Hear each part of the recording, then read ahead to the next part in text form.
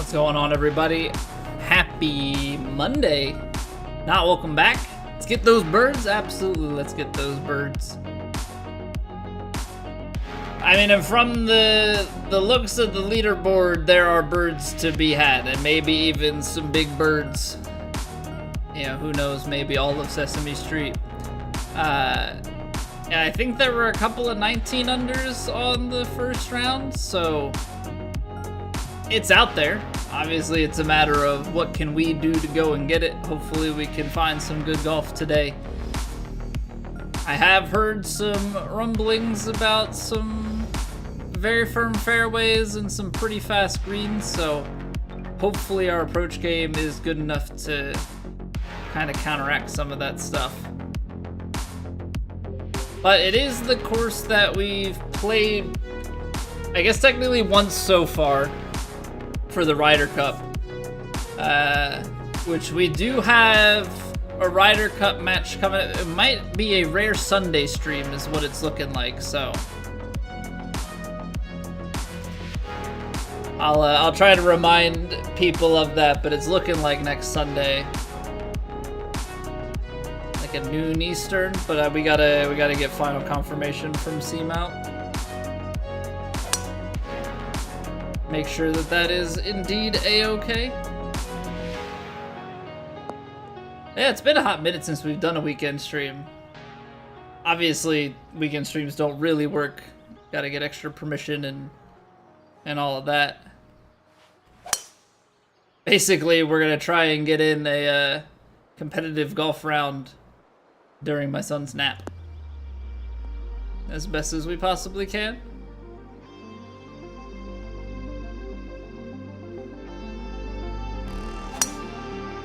Minimize the time my wife is solo parenting on the weekend.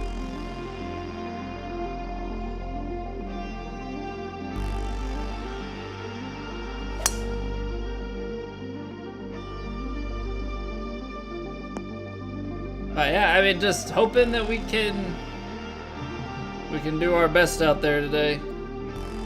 Got 2 rounds to get through. Just don't want the swing to get too far away from us.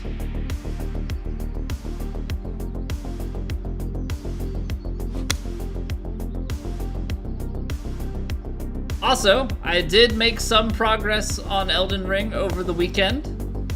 Took down my first, I keep calling it my first big bad. Because we've definitely had, you know, I've fought a few bosses already, but this is the first non-dungeon boss. Like, definitely was a big time fight, from what I could tell.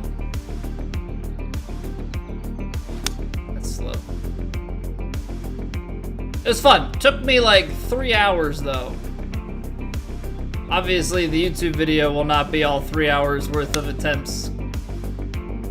I am doing a little bit of editing on them because I know that that's not who wants to watch a recording of 3 hours of attempts. Doing it live, that's different, but hey, what's going on, Kara? Thank you for the luck.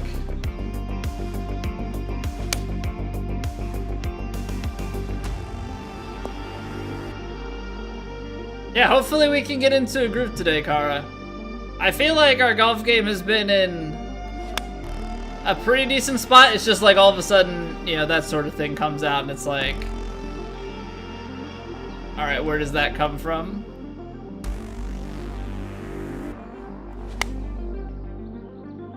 $51 months, guy. Get in there. And with Prime. Thank you very much for choosing to use the Prime sub over here. I greatly appreciate it. 51 months. Hot dang. That's some big stuff right there. Your last Prime sub? Oh man. Did you cancel the Prime subscription? You canceled it. Throw it in the towel, don't order enough. That's fast.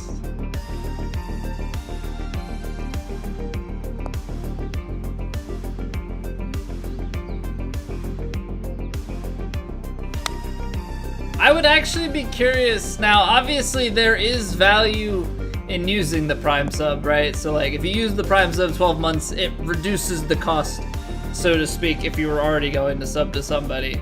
But it would be an interesting question. How much do people utilize their Prime membership? Like how many people utilize it enough that they're actually saving money on shipping through a year and are, you know, using Prime Video and all of those things?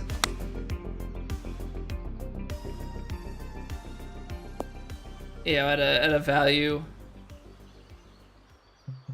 I'm sure the actuaries for Amazon know that more than not, people are not getting enough value out of it. But I would be curious what those numbers look like overall. I don't know. I have to be one of the few people that actually wonders about that stuff.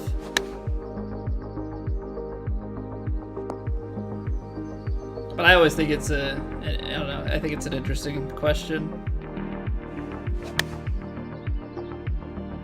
Because it obviously has to be viable, right? Like a company doesn't do that stuff just out of goodwill. There's all sorts of money behind it. All right, let's get her warmed up because the swing so far pretty good. It's just like, can we keep it relaxed and can we keep it flowing for the course of the stream?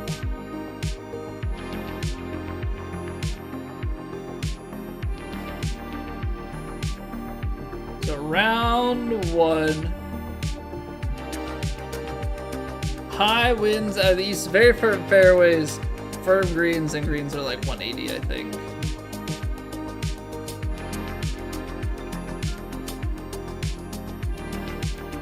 Hey, 7th Street guy, get in there. Love to see it. Mostly to get you shopping in their marketplace. True, I guess they could technically afford to lose some money on the subscriptions if it drives enough sales through their marketplace, because obviously they're making a cut on everything that they sell through there, so that's true. Alright, high, very firm, fast. Elysian Fields, we've played that before, might not be bad. Student discounted Prime was crazy value.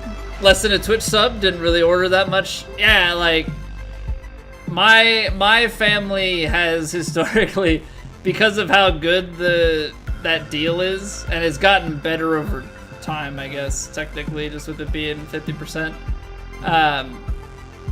We've always rotated, so like I was in school and we used my email address, everybody shared it, and then, you know, I graduate, go to the next sibling, go to the next sibling. You know, you just like keep rinsing and repeating. Consumer data more valuable? Yeah, also, yeah, no, that's a very good point.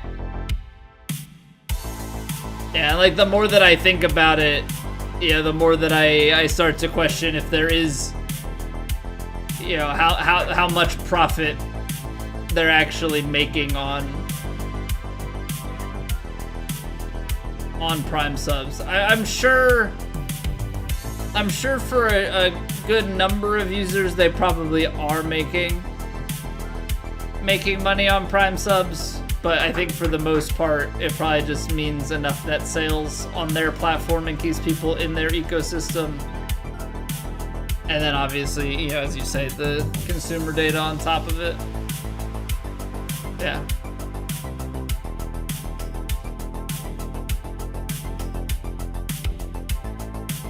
Alright, let's see what we can do here.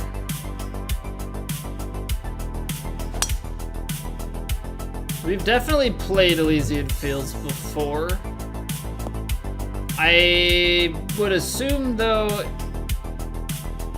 I don't know, maybe it's been on a tour and is also been like on Rub of the Green or something. So I know for sure I've played this a couple of times already.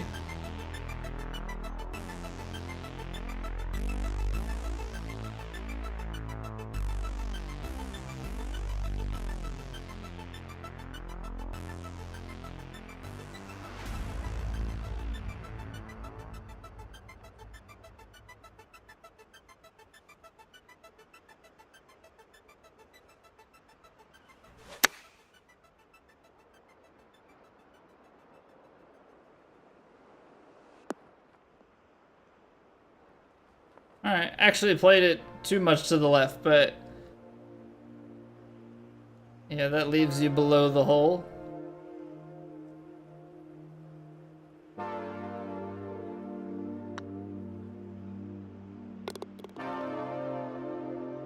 I don't know what's going on with it. I don't know if it's just the way that YouTube streams work.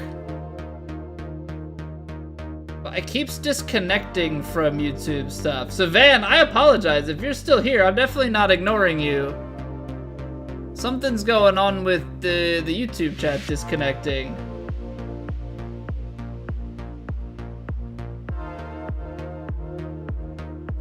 So my bad.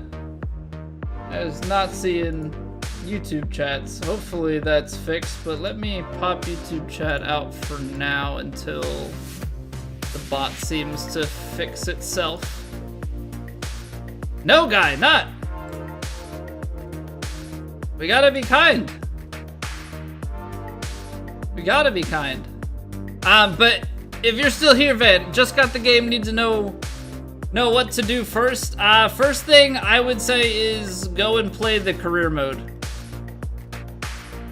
I would say that that's probably thing number one. Get acclimated, play the career mode. Career mode is gonna give you XP to get skills, is gonna give you some items to essentially level up your clubs. Hit that straight. So you have what are called fittings on your clubs, and you're gonna want to use those to get extra distance. I gotta lay back. Dang. So what do we have? 120. Need about like a 120 shot. I'm gonna go 8 iron. We'll go 7 iron loft.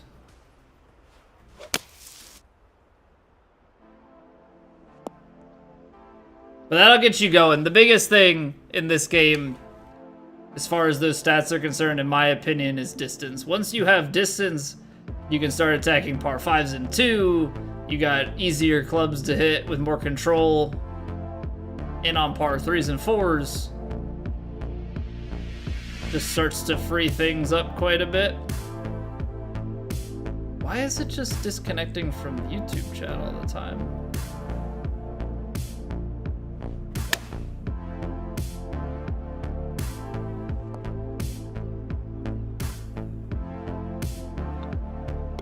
I don't know if there's anything I can do about that either, which is unfortunate. It's connected. YouTube chat just says waiting. And it was doing this the other day, and I don't know if I missed anything from YouTube chats in streams last week because of it. If I did, I feel like a complete butt. I don't want to be ignoring people. It's quite frankly the last thing I'd like to be doing.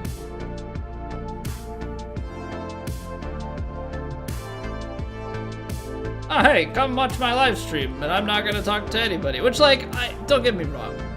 I think if you're enough of an entertainer and at the, like, absolute highest level, you could get away with that a bit. You know? But I think personally for us, I'm not entertaining enough to not talk to anybody.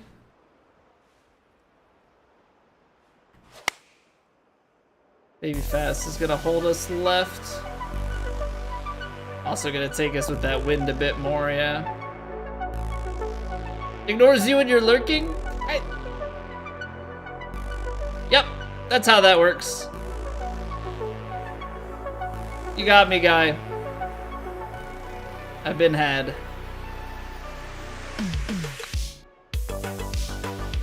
I'm low. Hey, what's going on, Pseudo? We're playing round 1 of Elite right now, so we've got like 2 warm-up rounds, and then we're gonna go back-to-back on Plat.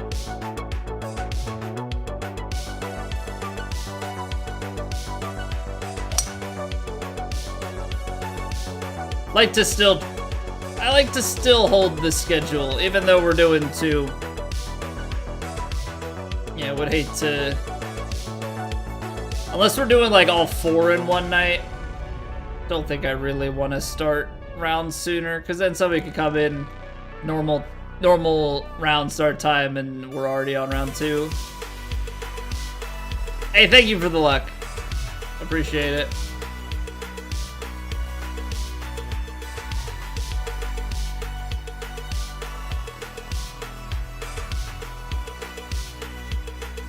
Alright, come on, let's get a nice pitch here. Maybe slow, but I like it.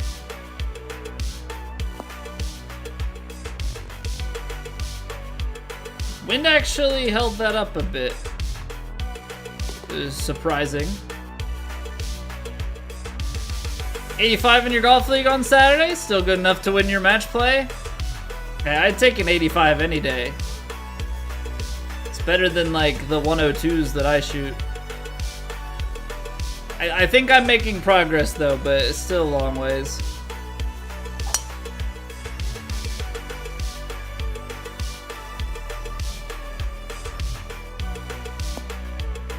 That's gonna kick through because I got it to the left. Triple and 3 doubles. Yeah, that sounds pretty normal.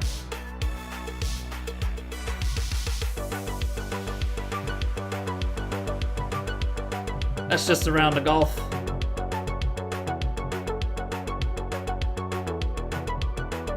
I'm gonna go 6-iron. Might be short, but I think I'd rather that. I feel like 5's gonna chase too much. Watch, this is gonna end up on the short end, yeah.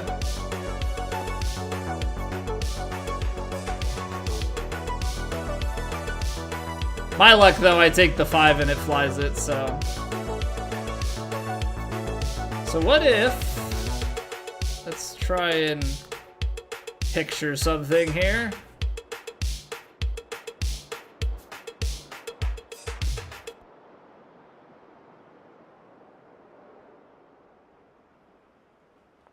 Uphill Y, and then uphill.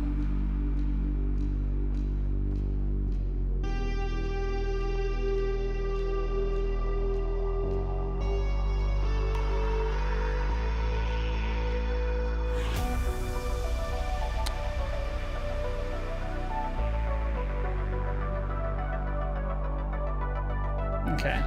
It's not quite working out the way that I'd like it to. It's okay. I'm still messing with some stuff with chipping, just trying to see different things. Get a little bit more run out if I can. Yeah, give it just a better chance to drop. Hey, what's going on, bees? Hello, hello. Hope you had a good weekend. Hope you're doing well. 84? I mean, that probably then takes a pretty big kick. But it is an 8-iron. So I can probably...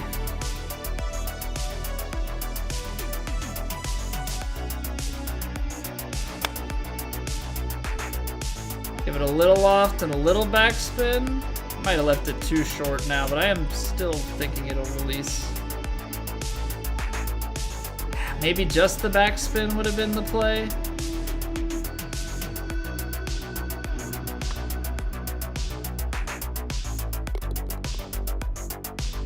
Doing well? Glad to hear it. man. All right. Is this? I know you can lay it back, but I think also you can drive it.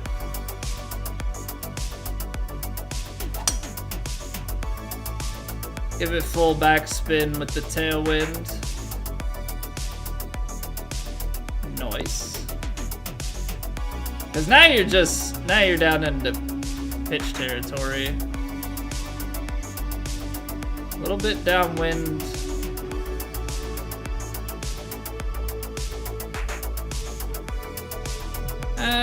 Actually, I think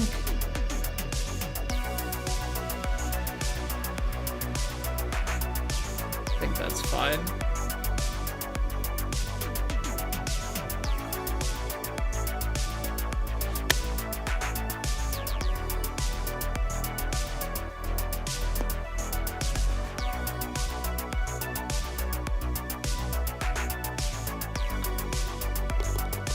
Beautiful. Beautiful. Ooh, little drivable action. 3-wood, I think, is too far, just like naturally. This is just for science, because 3-wood punches are weird.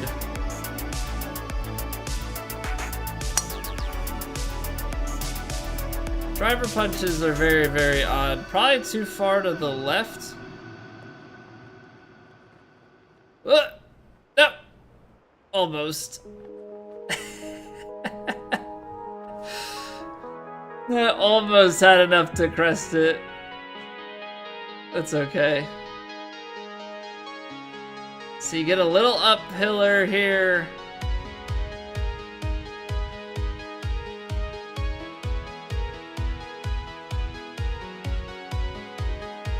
Starts out to the right. Doesn't have as much time to come back left, so maybe just here.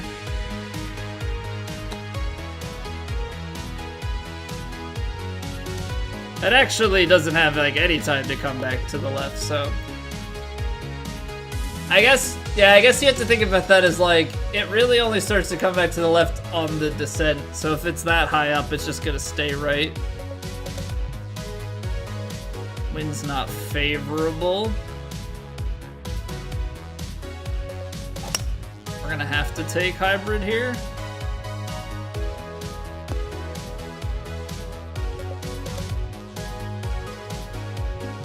$11? Well, you get like 10, 11 miles an hour of winds. I don't think I want to stretch the lob wedge. That just never sounds like a good time to me.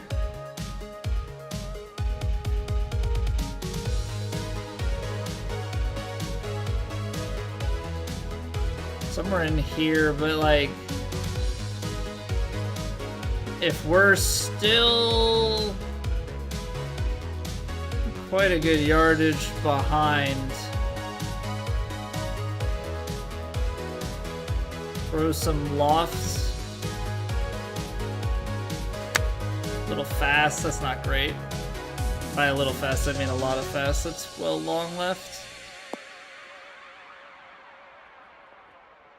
Yeah.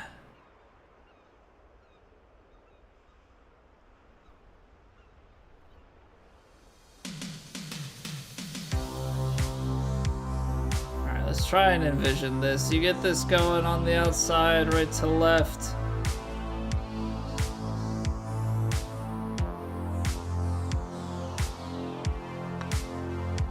I underhit that. I did. You need more pace to hold the line for it. That's okay.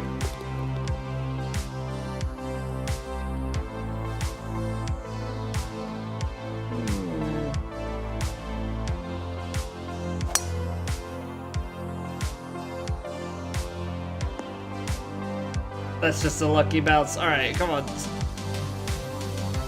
Those are two polar opposite tempos. Neither of them are good. 9-iron like right at the flag. So you would need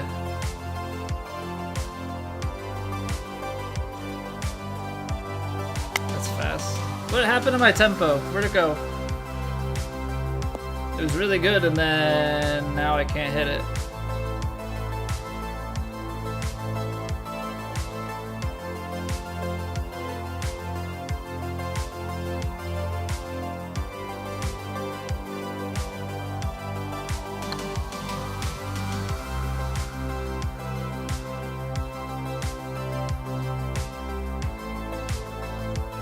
Right.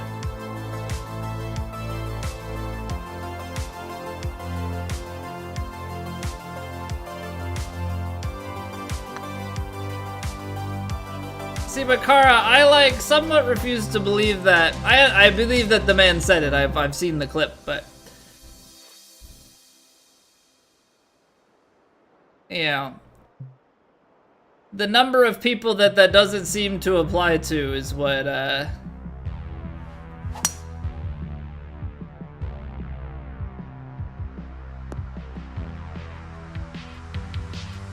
makes me feel like it is not so wise.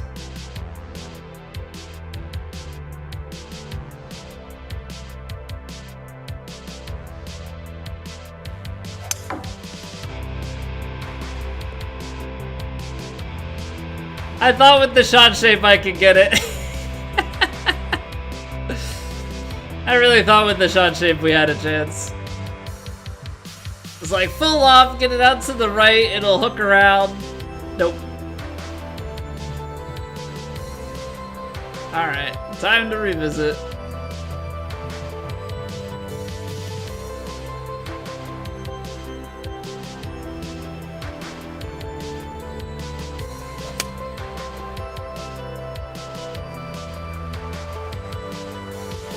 I was about to say only 102, but that's actually like incredibly good. Perfectly thought of retaining. Well, I think you can do it. I just think you need more draw. Cause like I just aimed too far left. If it's out to the right, I think there's enough clearance. But yeah, it's definitely probably planned to stop that. Force you to take your medicine. I mean, to be fair, I'm not, like, worm camming these, so chances of me making stuff is incredibly low. So I'm, like, continually the worst putter on tour.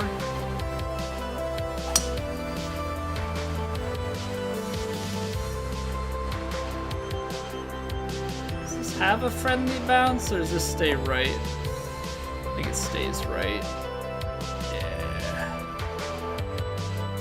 I did slow it, so kinda takes away its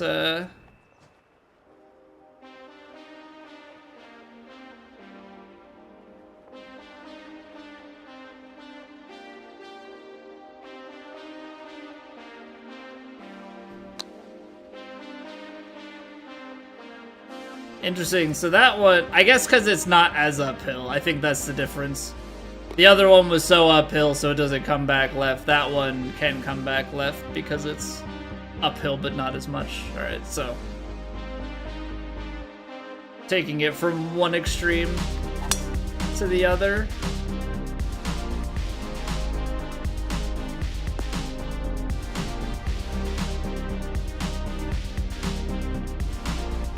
'93.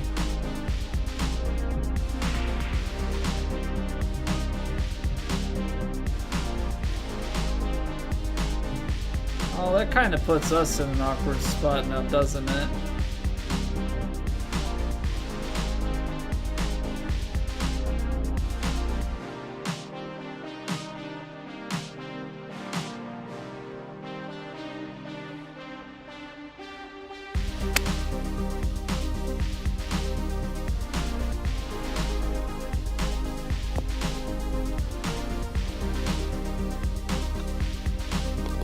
That one I'm playing purely on feel.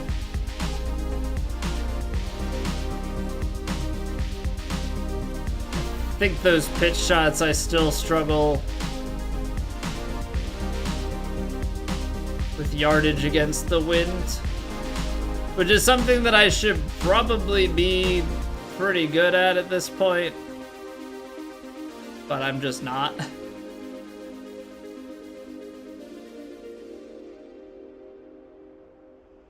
Okay, and I want to play just a little fade in here.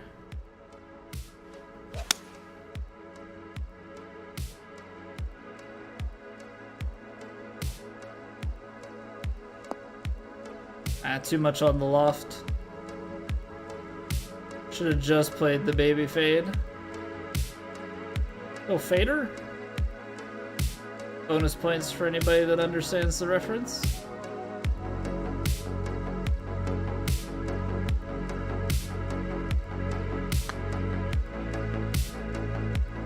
That's gonna hang high.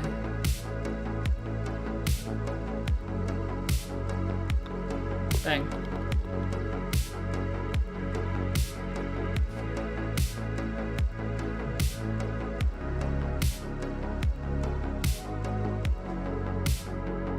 I don't want to lay this back. I should. But try and feed this just to the right of the bunker, hopefully not into the rough. Tight squeeze, but it's all about the distance, baby.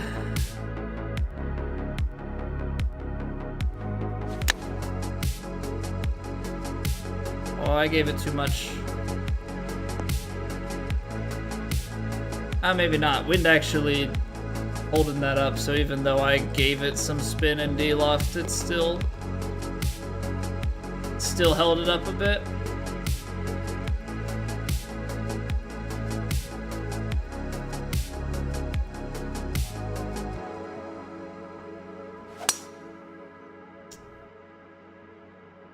Yeah, not a great slow. Not that there's ever really a great slow, but like, you know, not a great slow.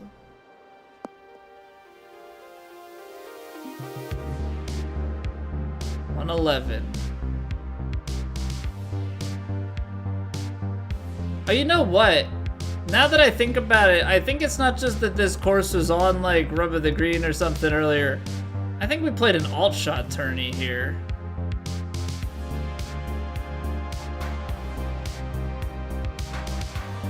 I'm pretty certain we played an alt shot tourney here.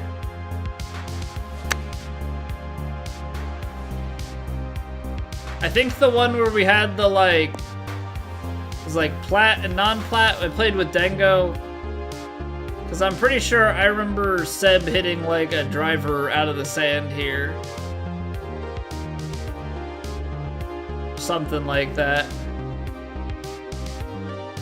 Something Tobias Funke. I like overthought that and just completely aimed that horribly.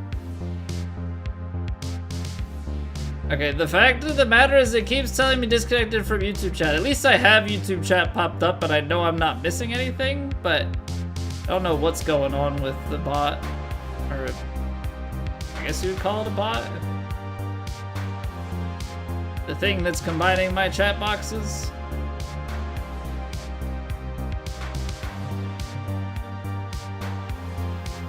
Alright, so we're in a less than ideal spot with this.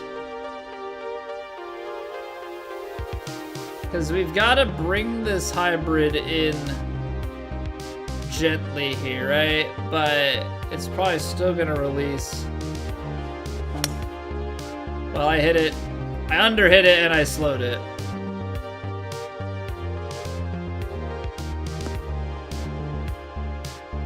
I was out the back. Proper input, I'm out the back.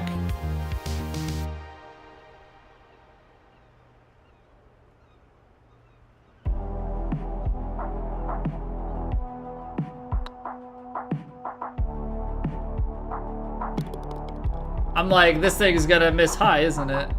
Because that would be pretty normal.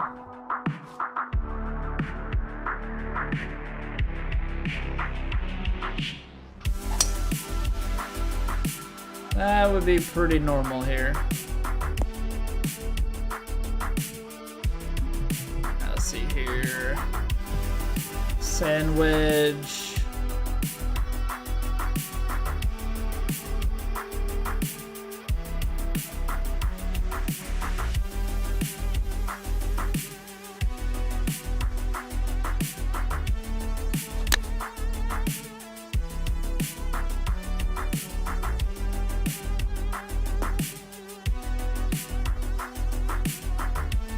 Beautiful.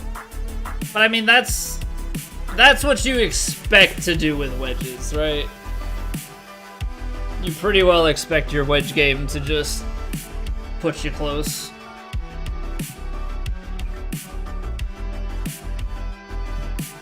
You know, if I'm missing my wedges by a good number, I'm gonna be disappointed. What's the, I think there's like an actual rule of thumb that they utilize in golf. I think it's like every 100 yards is 10 feet proximity? Or is it something more than that? Maybe it's more than that. 150 to 15 yards. Is it yards or is it feet? Is it 100 yards 10 feet or 100 yards 10 yards? It might be 100 yards 10 yards. Which is 30 foot. Which I feel like at the pro level you should be better than that. 7.7s on the default. What do we have on like a fishbowl situation?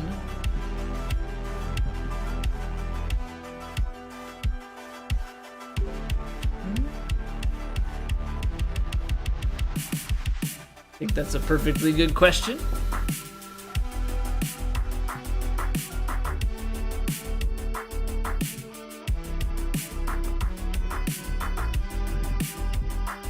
Medium and defaults. Ooh, firm, and 8s. I like that. I think that'll be good. Go maybe a little bit slower on the putting reads.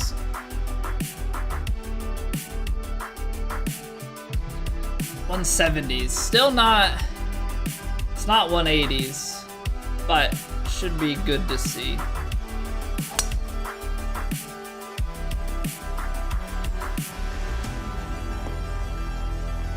Oh, that's a big kick to the right. 130. I mean, get a little wind. Firm, fast, downhill here. Give it a little loft. That's fast. Gosh darn it.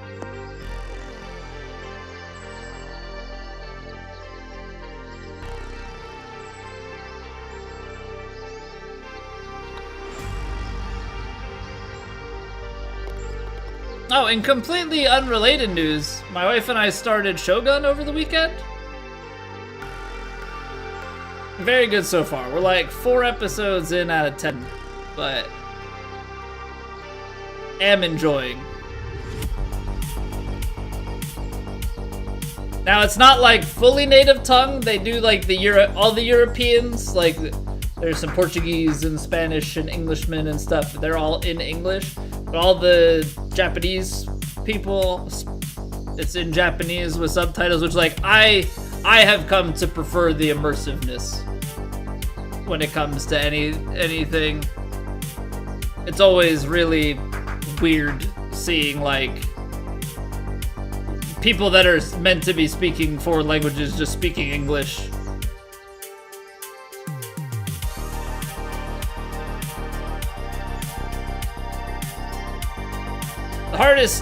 Probably the hardest thing is just like keeping track of names and such because they're in an unfamiliar tongue.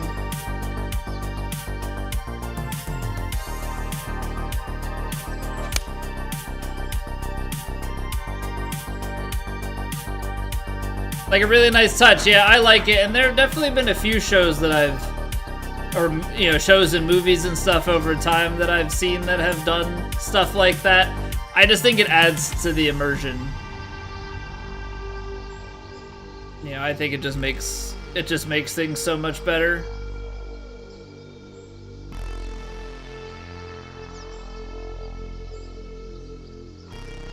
This is quite sharp.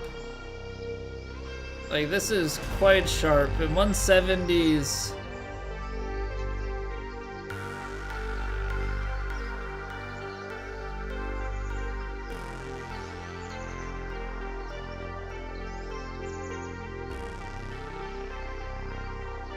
Honestly, you're going somewhere out here, almost? What am I doing?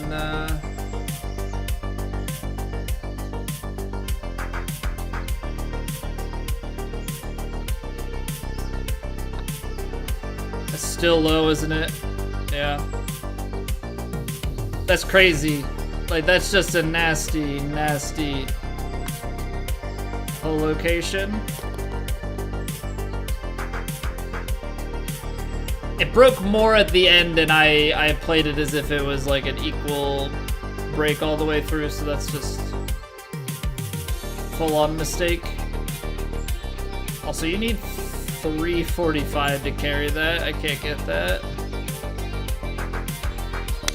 I don't actually think I've ever played this Matty course. And honestly, the only reason I knew that this existed just completely random because he was posting stuff about Shoreditch for the Open, and I like clicked on his courses on TGC's website. It happened to see this, like it was completely by chance.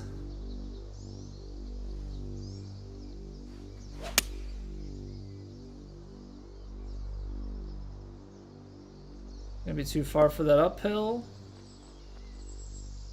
Yeah, it only catches a touch of it. And then coming back down the hill, you have to be very dainty. Probably still gonna miss left, right? I don't think this breaks back enough, right? Just barely.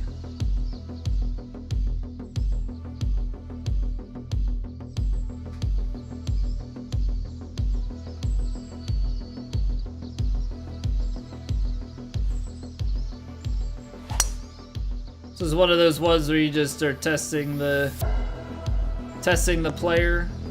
That one's more about testing knowledge, you know, when you have it into wind. Now you get par 5, everything uphill. But it's also interesting because watching that show, it's now got me like, I'm like ready to do a full deep dive on feudal Japan and the history of like colonization and all of that. So you know a show's got you interested when all of a sudden you're like ready to go full history mode.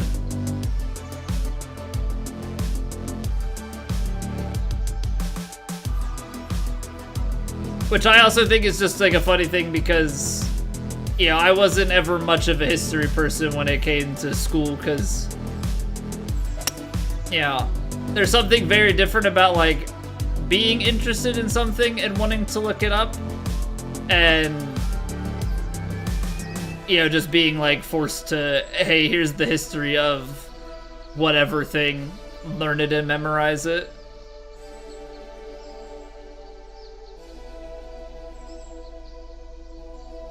I think that's probably just like a very normal thing, but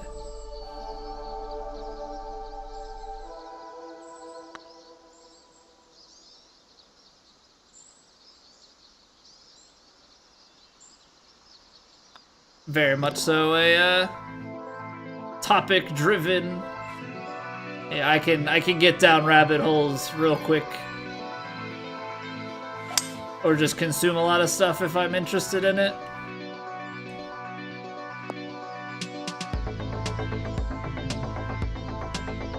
But I think that, like I said, I think that's just a very normal thing. Not saying anything profound.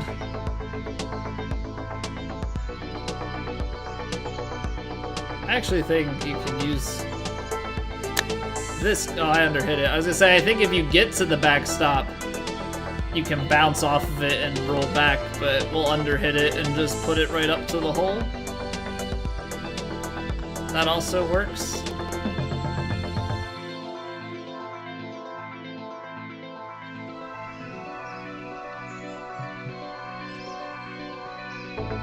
I guess it's drivable.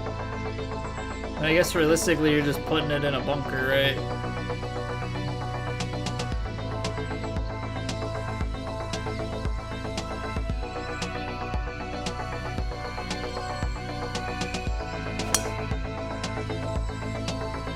Might be too far. As long as it stays in the bunker, you're good. You just don't want it to kick up into the rough because then that changes everything. On an uphill lie, just probably want to bounce it like here, right? Uphill lie.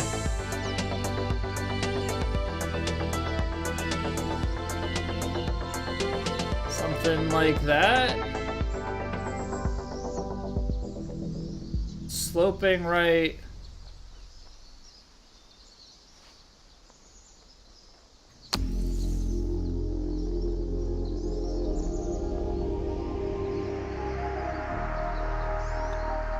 Honestly, a little bit under hit, but I've been struggling with splash shots and keeping distance control.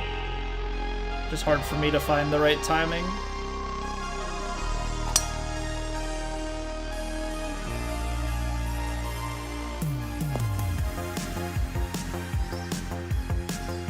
Yeah, I think if we can get into good rhythms, I think it's going to be about making putts early and being able to put ourselves in closely, and I think that's gonna be the main thing for keeping us in good shape.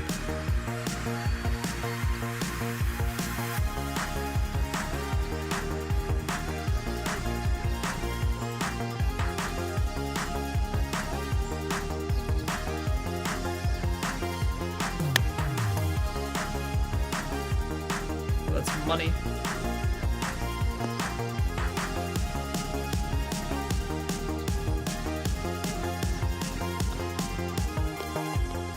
Yeah, just gotta get into a flow state. I think that's one thing that I often struggle to do. Gotta lay it back.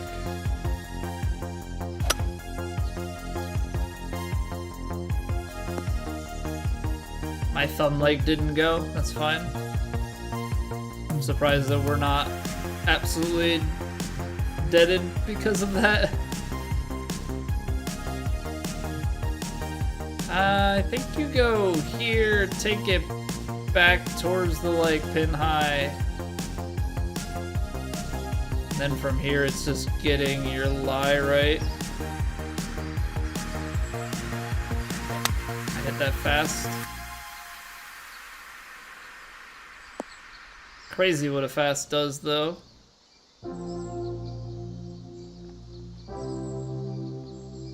Get it on the ground. It's gonna go a little bit, I think at this distance, should come out pretty straight. So take a little bounce to the right.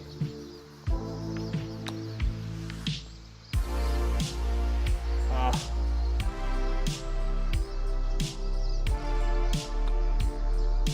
Good effort.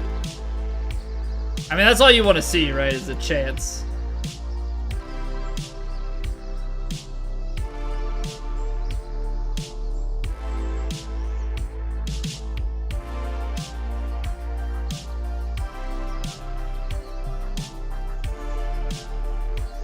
So you're probably a little, but I don't think you ever want to be messing with the pitching wedge here. 156. It's probably playing more than 151. You'd have to try and punch it.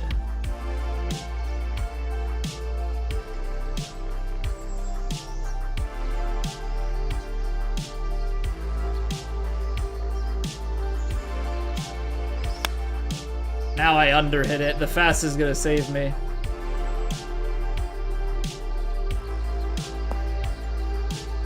Yeah, what's good, Doctor?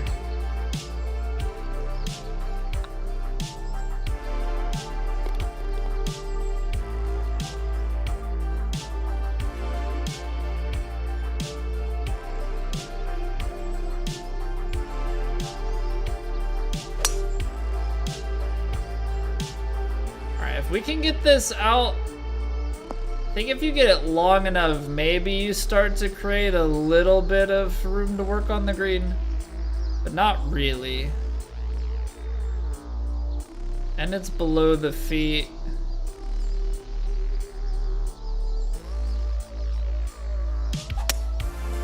You can kind of get it. I may have turned it over too much. No, we're good. That's like perfect.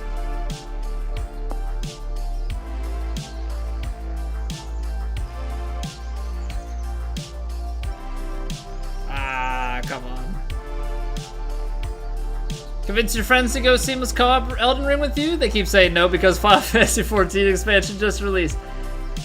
I did hear something that they patched seamless co-op for Elden Ring, so now it should be working for the DLC.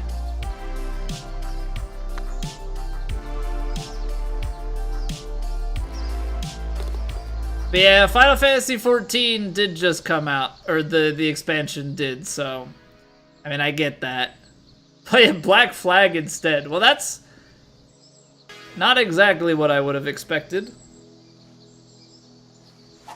I've actually heard great things about Black Flag. I've never played it. I did get to experience the ship combat in, like, I think... Did Revolutions have it?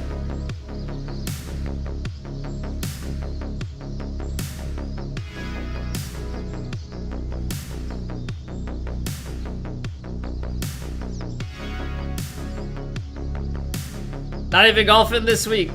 I mean, you're only skipping Elmont for the umpteenth time, so I think you're good.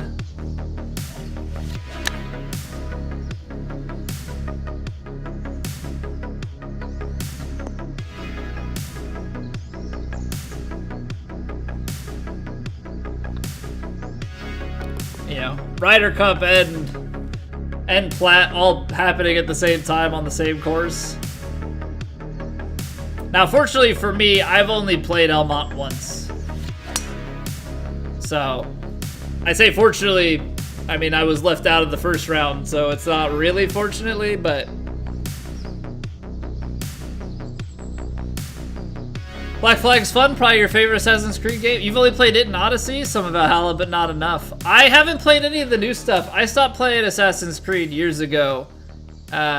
Assassin's Creed, for me, I played the second one first. Second one was my introduction to it, and then I'm pretty sure I played... What is it? I played 2, then 1? Or maybe 2 Revelations...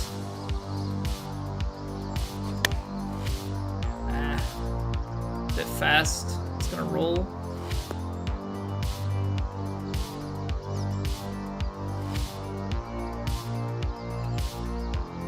I think I played 2 Revelations and then 1, or 2, 1, then Revelations, and then I've played 3, and I played, I think, Unity.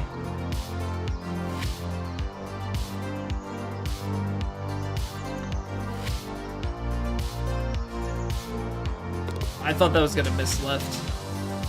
I wouldn't have been surprised by it. Yeah, I think Unity is the last Assassin's Creed game that I played. 2 is really good. I think 2 is my favorite. It doesn't hold up mechanically as well.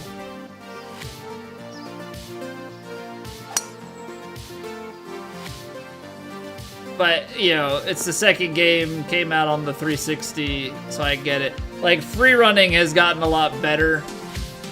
I thought with the third game, free running was a lot better. Now, I'd be interested to go back and, you know, free run now. See how good it actually was.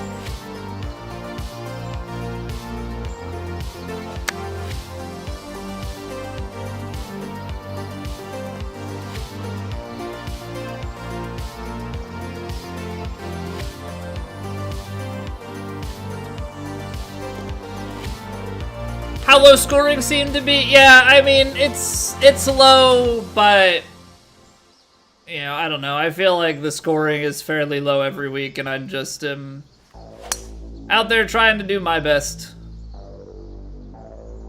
You know, at the end of the day, like, as much as I would love to win, I know I'm just not good enough, so try and do as best as I can for myself. Hang out with people on the internet while doing it, and hope that, you know, everybody has a good time. Try and make some content that way. Yeah, obviously, ideal world, we're playing for the win every week. But I am realistic.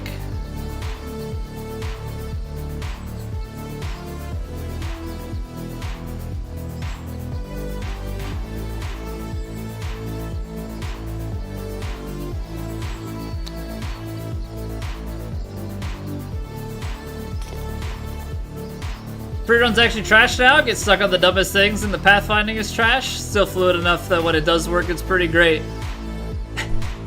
I remember the thing, like, back in 2, it'd be like you'd get close, you'd be running like perpendicular to a wall, and suddenly you'd like snap up the wall, and there was nothing for you to grab onto on said wall, so you would just like do an attempt and then, you know, fall back down. Like, that was the experience when it didn't work. Sounds like things have kind of reverted that way. You try and get so smart you're dumb.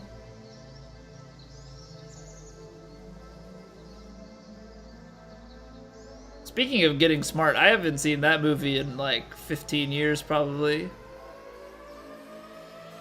Get Smart's what? Steve Carell?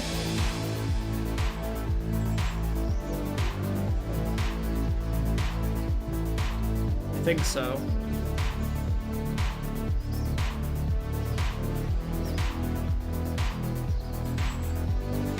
This is gonna go so far right, isn't it?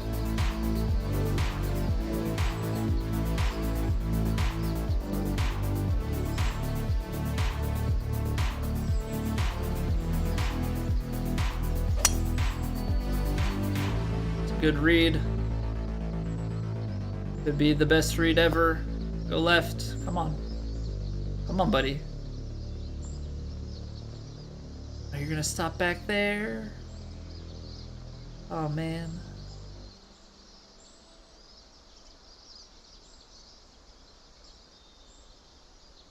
Okay.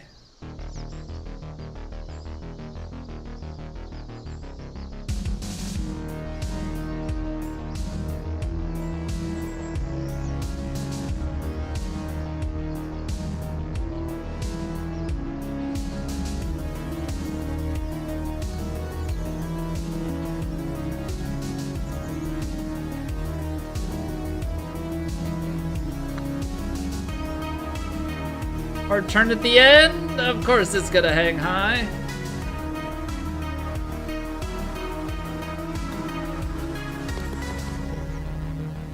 Freerun Odyssey is actually pretty good. Don't really remember it too well.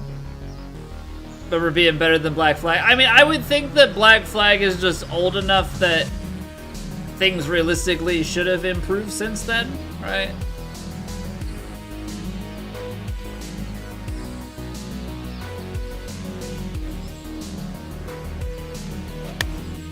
I hit it fast, but fast is gonna keep us on.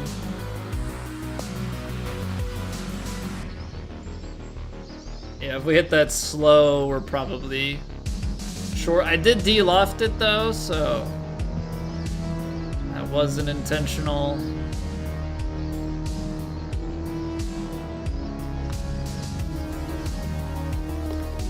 That was an intentional thing. Alright, well this back nine has certainly picked up.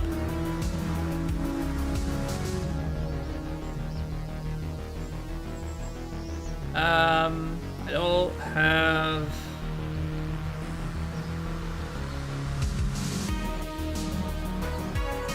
I'm not gonna...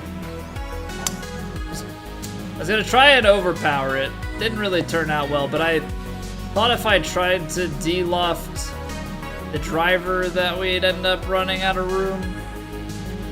I don't know. Ultimately, this hasn't turned out to be too great.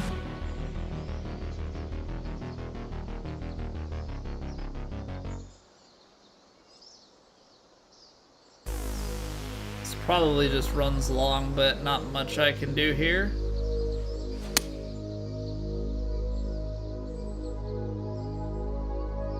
Because it has this down slope.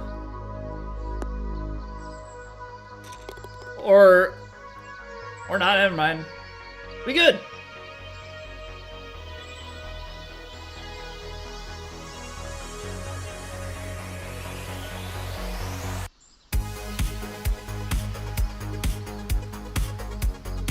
Just gonna waste all of my good golf here.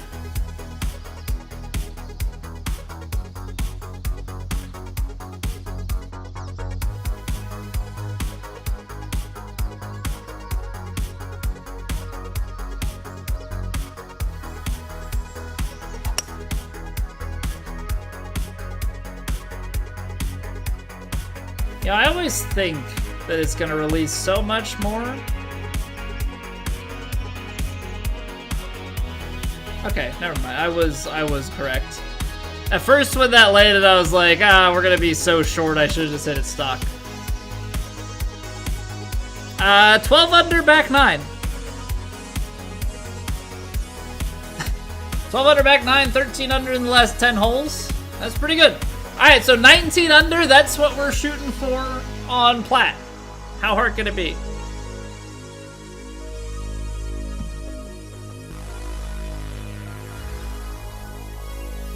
How hard could it be?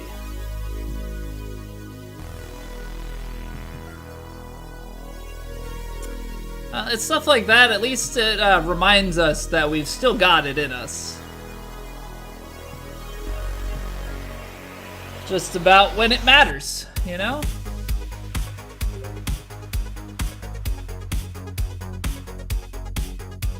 From the Ryder Cup to the Platinum Tour, we return to Elmont for the Green Tractor Classic this week. And now let's see exactly what it has in store for us. Round 1 conditions. There's only one tee set, so that'll be easy to remember this week. High winds out of the east. Fairways are very firm, greens are firm, and the greens are just a little bit slower than very fast, which last I checked, still very fast.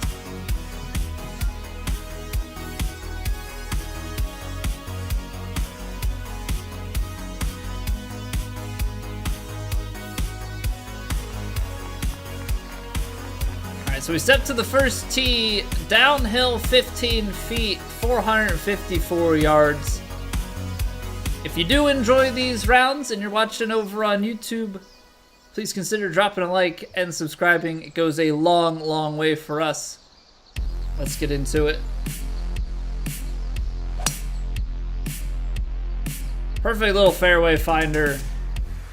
That's going to be a pretty nasty hole to get to, though. Even if we were over on the left-hand side of this fairway, I don't think that we really have that much green to work with. Now, fortunately, it is a short wedge here. I mean, I guess if you count the gap wedge as a short wedge. Take a little bit off of that, give it a lot of spin. And we got to make sure that we play enough distance on the left to right.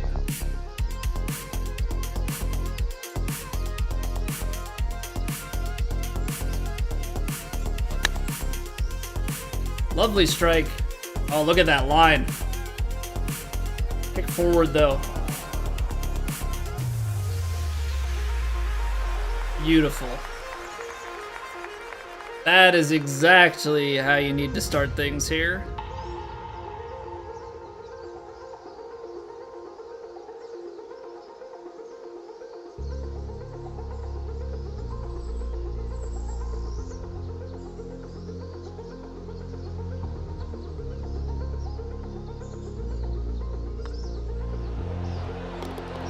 And like, have to keep it in my mind that these things are slippery. So even though it's short and doesn't have a lot of break in it, you can see where I aimed that and it still gets to center cup. So just like have to trust that things are gonna want to break. Hey, what's going on, TFR? All right, par 5 here. There is concern about going too far to the right, but let's just keep it in play. Yeah, brain goes, yeah, don't worry, I'll keep you out of the OB. Probably would have preferred the sand here. This is light rough, so maybe there's a chance. 228. You're not losing the full 20. I think you can take 3-wood here. I feel like loft and backspin is gonna end up hurting me in the long run. Let's see if I'm actually being dumb about this. 246 or so would be about half off. So let's say 240, 225, and then wind. I mean, you may as well try and hit the overpowered 3-wood.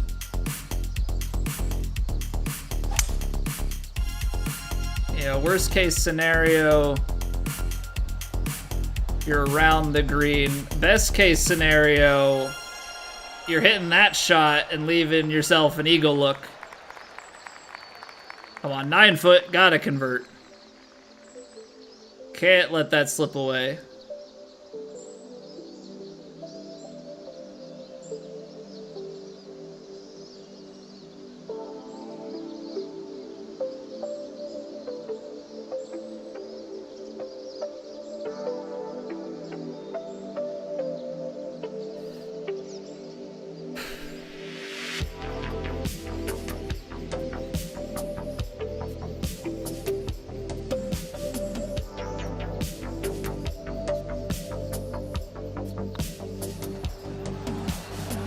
No way.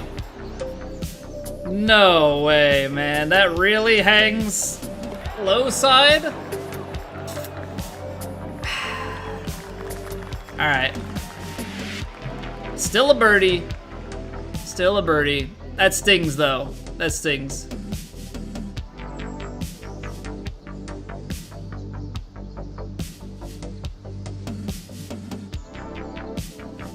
So 175, let's call it 184, 194.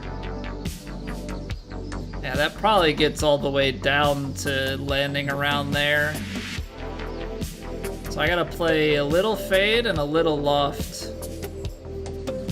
Maybe a little spin. Because in my mind's eye, that all feeds back that way.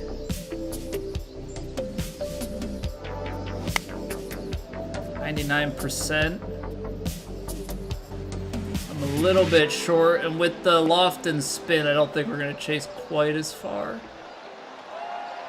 Still a pretty solid shot. Okay. I mean, it's gonna be a question of how many of these guys can we make. We miss a 9-footer, but can we bounce back with the putt from 8 feet and convert?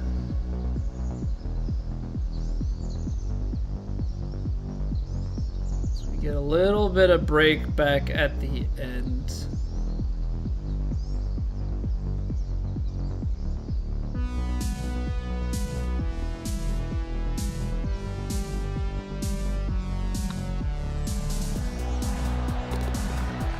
All right, there we go. So, I mean, obviously you'd love to see the eagle drop, but 3 under through 3 is a hard thing to be mad at. All right. So one of the many drivable 4s here. That's the thing. This course has drivable 4s. It has gettable 5s, depending on the conditions. So, yeah, we're gonna have quite a few of these opportunities.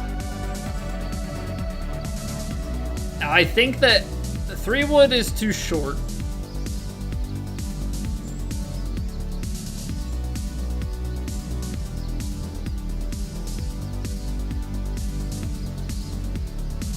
You have to like overpower the 3-wood in order to get there. But if I try and take driver here, this could go quite long. And that's what concerns me. Now if we try and overpower the the wood. I think there's the chance that we could get it.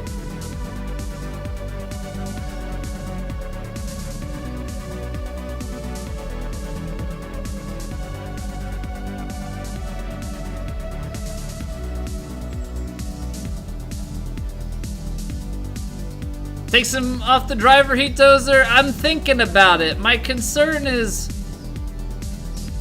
it's gonna come in with such a low flight. It's probably gonna hit here, take a huge bounce, and then be off the back of the green. And then you're trying to take the big chipper downhill. So I'm gonna try and overpower this 3-wood.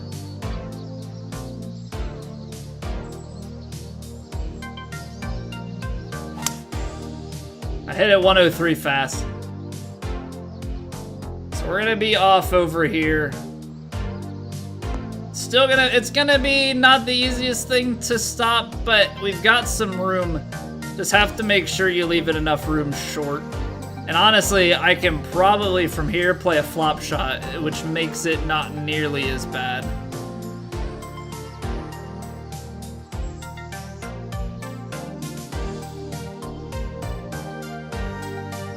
I actually think with the flop you should be able to get it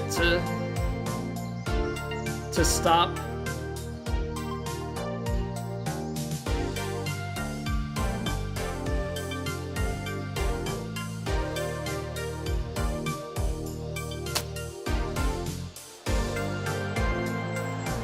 Come on, stay up. I was a little bit scared with it being on the uphill lie in the rough there. I thought if I played full backs or full loft on it that we'd actually come up quite short, but that I would say works.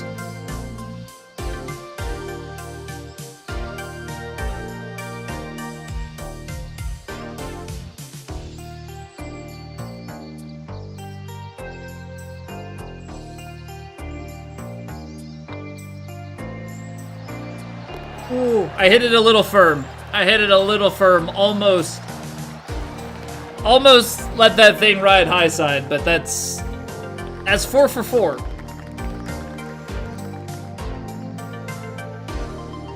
Okay, 440.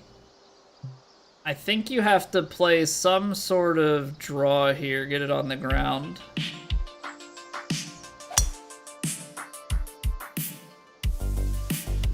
I know this kicks to the left from up high, but I'm hoping that it's flat enough down low here.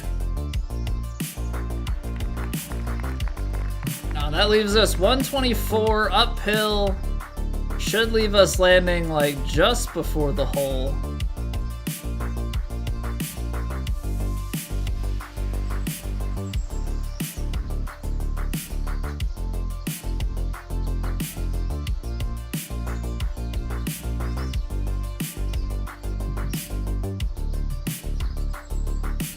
Gonna go with mostly spin.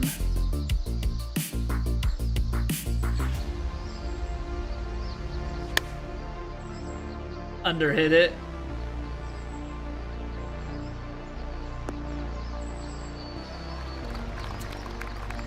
I just got a little quick on my swing.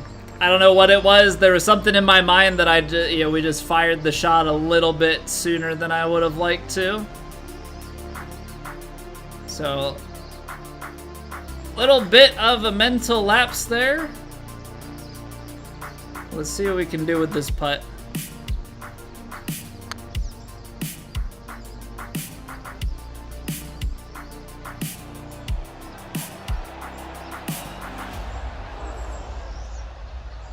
Great attempt. All right, so the birdie trade ends. Birdie trade ends after a bad input. Definitely don't deserve to score that one from long range. Obviously would have loved to.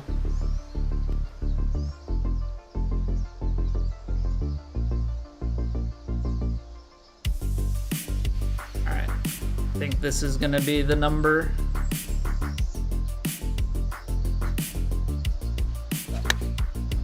Alright, baby fast.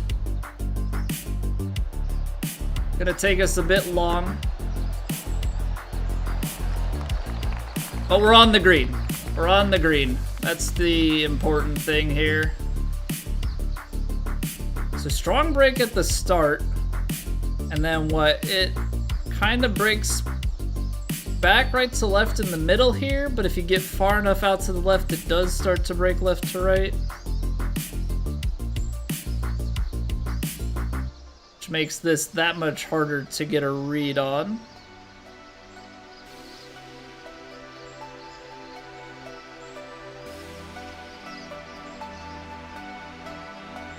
Let's try and see what we've got going on here.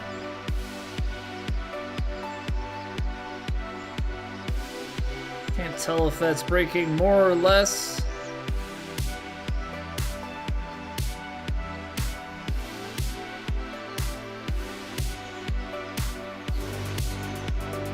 Because if these are breaking more the rest of the way, then makes it that much more important. What happens early in this putt?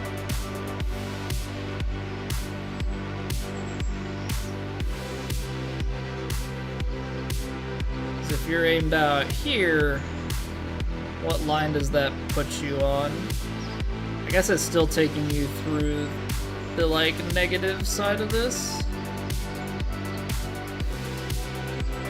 And then big breaks at the start.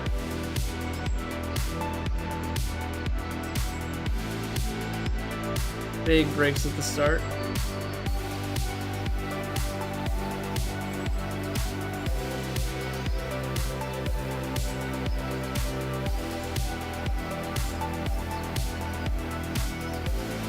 Slows up the hill and then turns.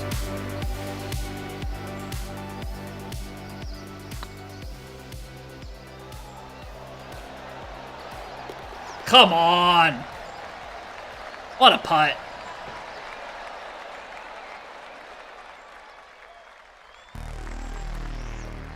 Gonna need a lot of those. Alright, very mean location here for the bunker, but if you lay it, it's one of those, if you lay it back, you just are out of position, so.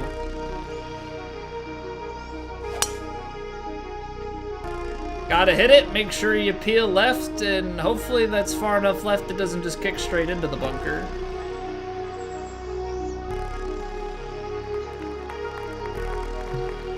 $153 uphill to 147. Yeah, you're talking enough uphill here to play this short.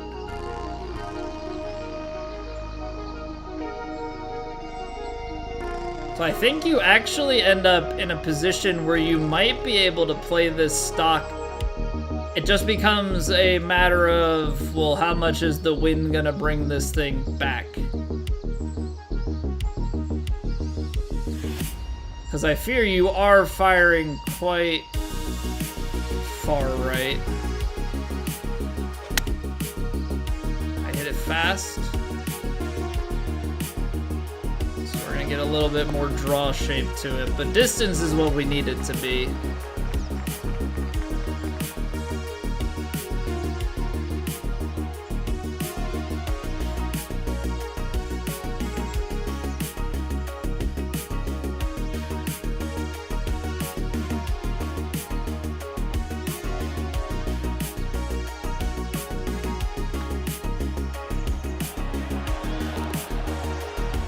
Alright, I mean, I understand where, you know, why people are able to score. We've had some looks at Eagle. We know that there are Eagleable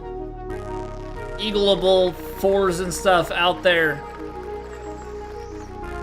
Par 5 here, downhill, downwind. Like, just get it going, get it chasing.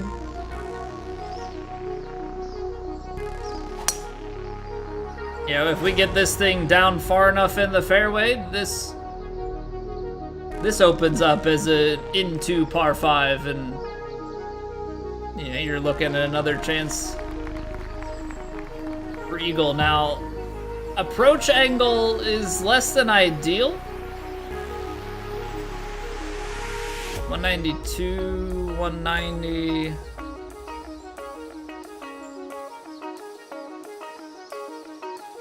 you're probably carrying the 6-iron about here.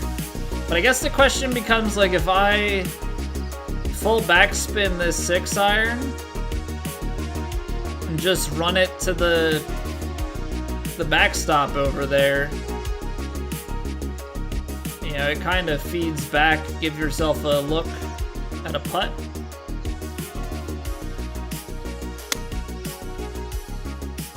The fast could kill this line, or it could be great.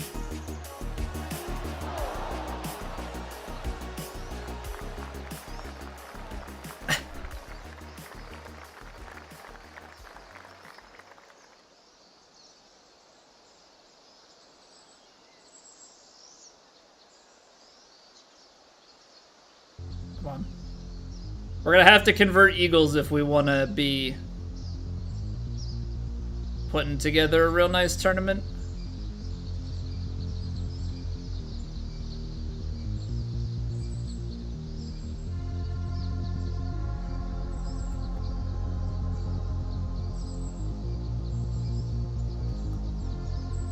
Little downhill and then back uphill though, so it's not like it's anything too crazy.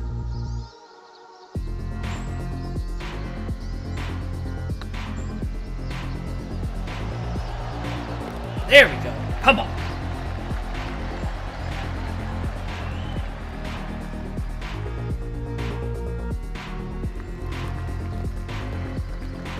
And then that's uphill. This should be pretty flat. Just get it down there.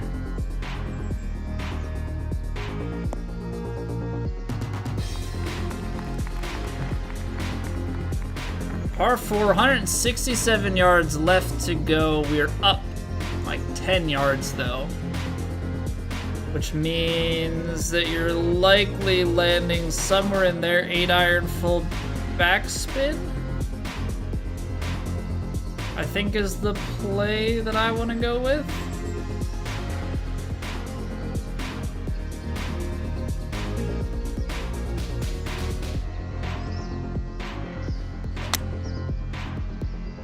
A little slow. Catch the ridge though. I know we have a lot of brakes on it,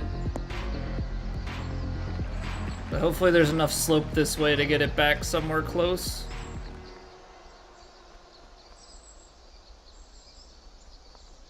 Okay, you can stop rolling now. You can stop rolling now. Okay. I mean, if ever there's a good miss, I think to the right there is probably the way to miss. But certainly not what we're looking to do there. That's quite obvious.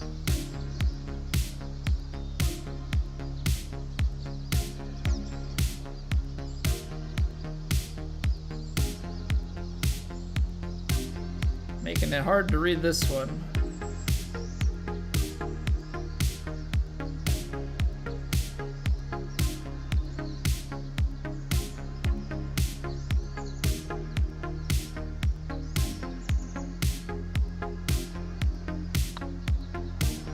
Late break, come on. That just ended up holding out a little bit straighter than I would have liked it to. Well, unfortunate, but not gonna make them all. Let's see what we can do on this par 5. I probably should have gone full backspin on this. It just is hindsight is 2020. Wouldn't have done too much though, in the grand scheme of things. 245.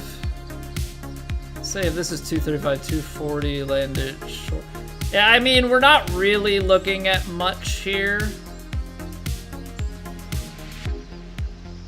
So just like throw the 3 hybrid up.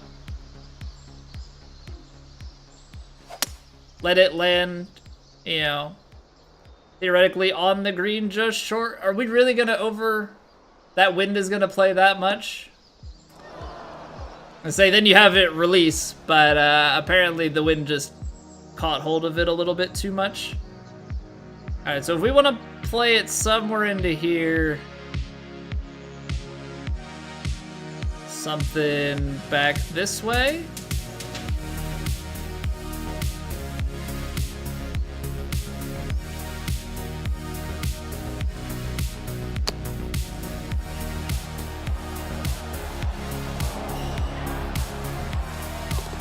I mean, that's the distance. That is the distance. Hey, what's going on, Chewy? You recognize this course, perchance?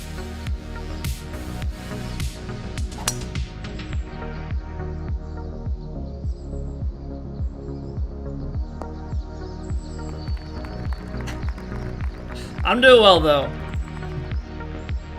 I'm doing well. Yeah, Plat, they happened to put at Elmont, you know, during the Ryder Cup at Elmont.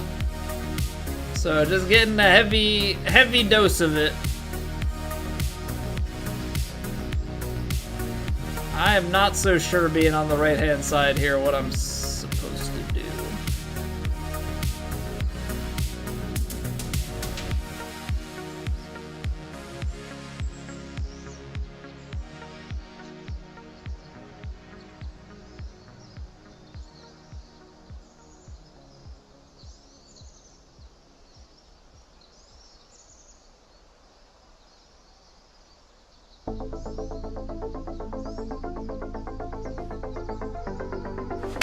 Definitely made this harder on myself than I should have.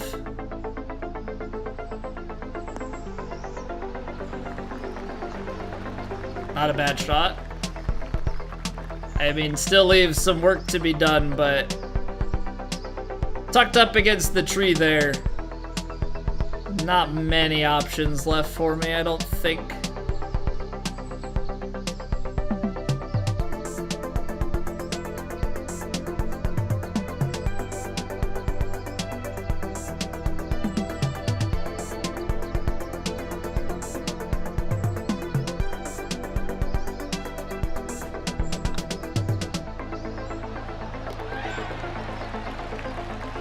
It's big stuff. Plans for 4th of July. Yeah, so we every year we try and go up to my parents. My family has a 4th of July picnic. So aunts and uncles and stuff will come over for that. So we're driving up on Wednesday. I'll be out of town for a few days. 4th of July just is a little bit funky this year with it being midweek. You know, being on a Wednesday. It's normally nice when it's over the weekend. I'm gonna take a little bit of time off of work for it.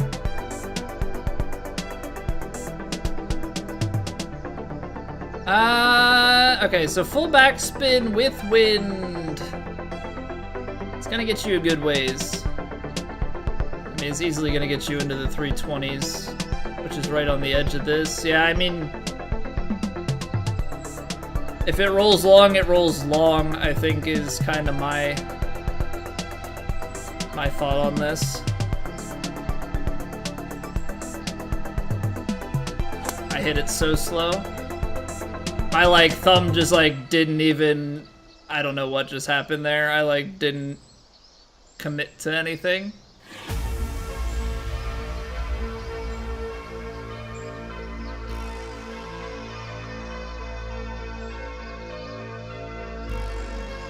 Well, it happens sometimes. Obviously not a great time for it to happen.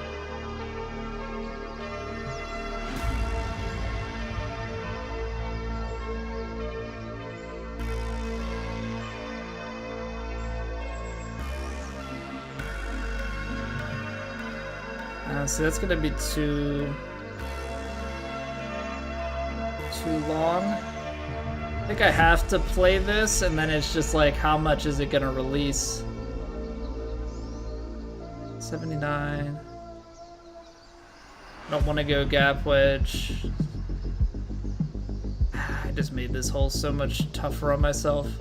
Probable 4, we're looking for an eagle chance.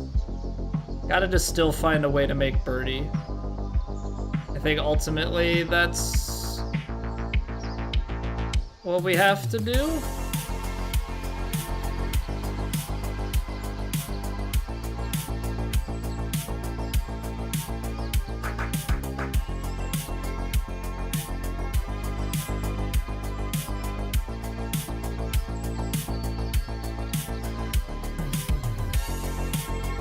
That's so fast that my brain is just... That's non-cooperative. That's non-cooperative. Botched the first shot, and then my brain says, I'm not letting that happen again. Idiot. So dumb of me.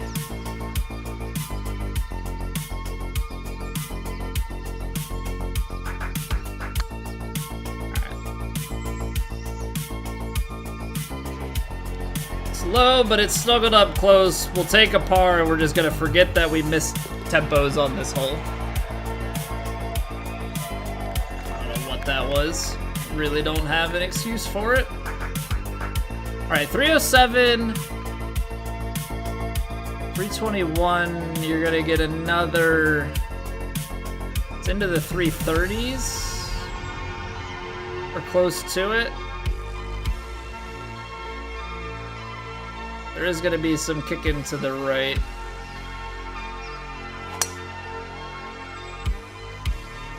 Maybe slow it out in behind the tree.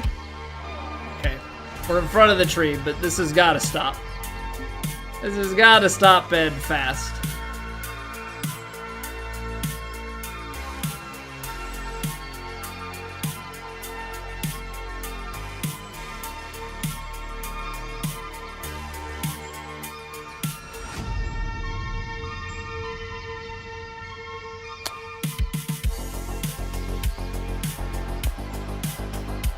That's the distance control. I do not love how far offline we were.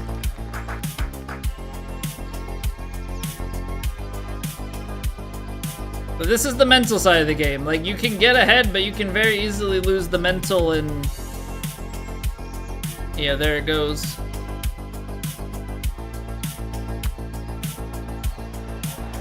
It didn't break.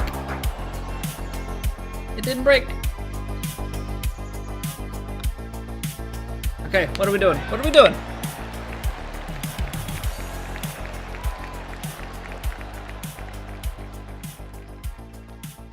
Slow down, just a touch. Slow down just a touch. 266.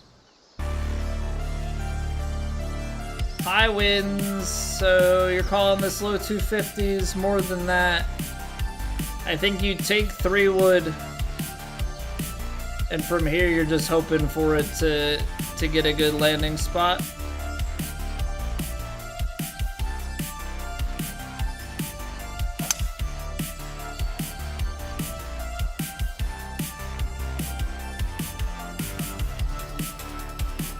I mean, you can't do much more than that, I don't think. Like, realistically, how are you getting that 3-wood on the green, but also stopping more? You'd have to have a pretty sick shot, or you, like, can play some extra spin into the wind, but then hit enough power to get it there.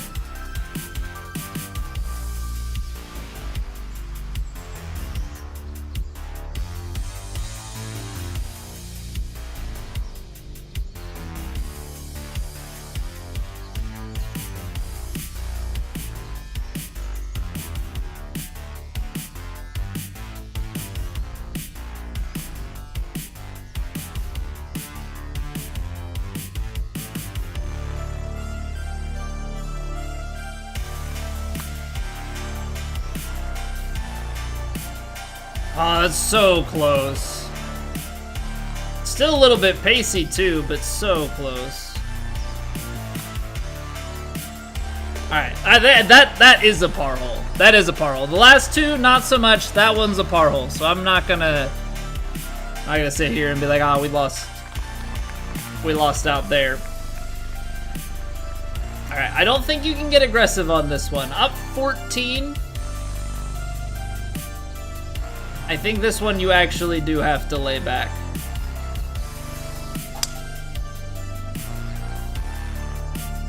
do have a front hole location though.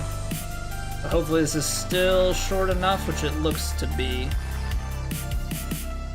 132, probably about 130. We'll get a few yards back. Should be close to the pin high mark. Put some spin.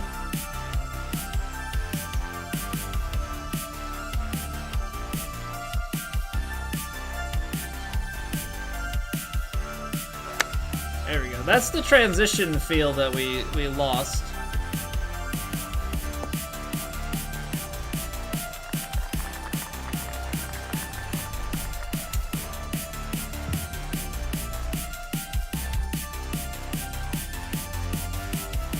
Did not go nearly as far right. That is, I would say, not my finest.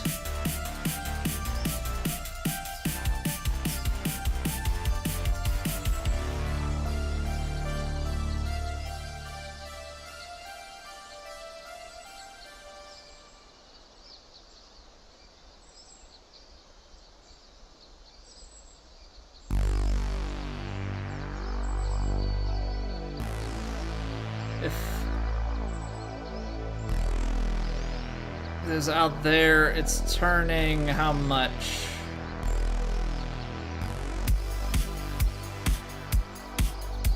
So I need to come in at like 7 o'clock, 8 o'clock.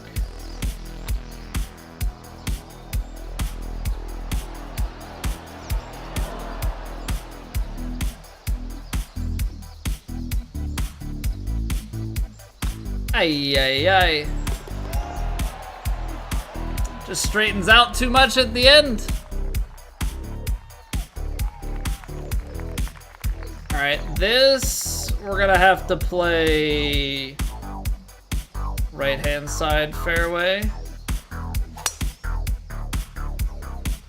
Kick back left, not a good slow. I mean, it's too much into the wind anyway.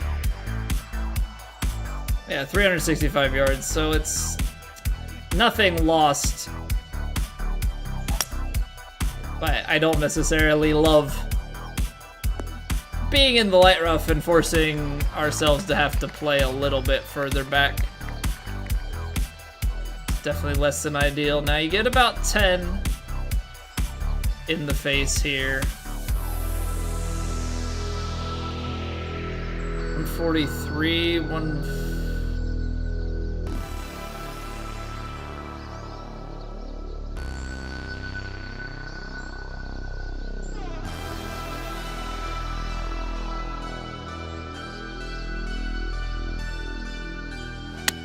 I underhit it. That's gonna be interesting to see.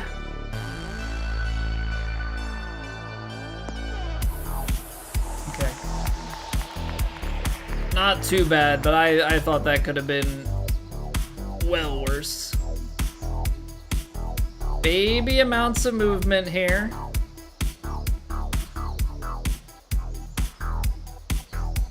Let's get it right edge and slam it home. Okay. So after a small drought, don't love to see the par train there, but you know, gotta own it. Gotta own it. We find our way back on the scoring with the generous par 5. 12-mile-an-hour wind at the back, downhill. I carry about 190. I think the 7-iron will go here. I think you have to play a full backspin and a little bit of loft.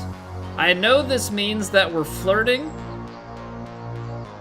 I know this means that we're flirting with getting on the green, but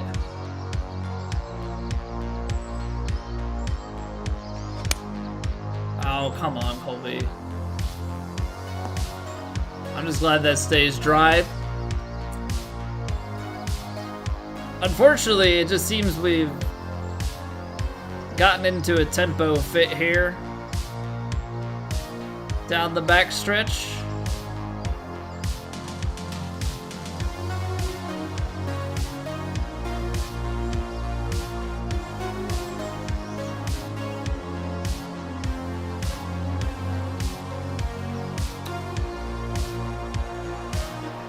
stay low too.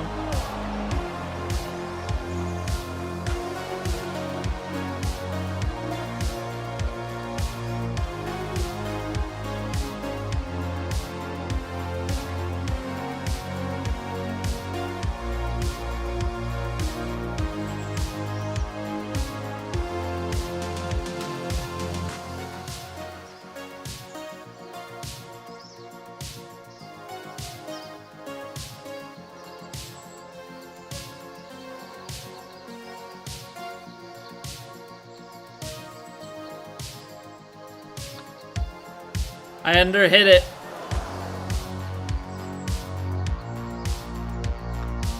Oh wow, I've just like choked this back nine away.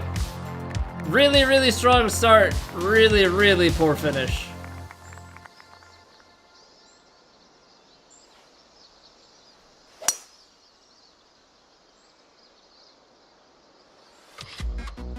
That's gonna kick all the way off, isn't it? I took that too fast. I didn't try and actually... I didn't try and sit it like I should have. Yeah, I've let the brain kind of run away from me here. I've definitely let the brain run away from me here at the end.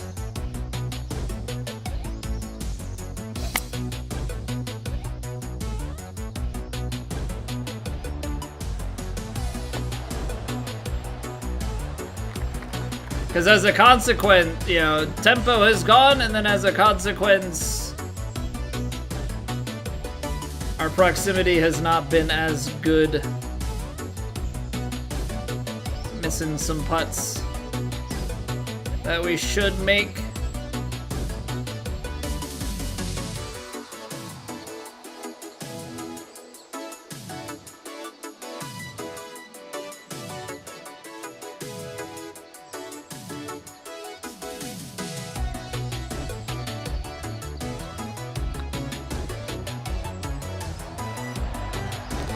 Okay, but we're able to drift one in there on 18, get to 11 under. To say that I am not disappointed in that, you know, would be a lie. But 11 under, we get to double digits. That's at least where we need to be. Just can't let the brain get in our way and slow us down in these upcoming rounds. Ah, that stings. That stings. Out quick.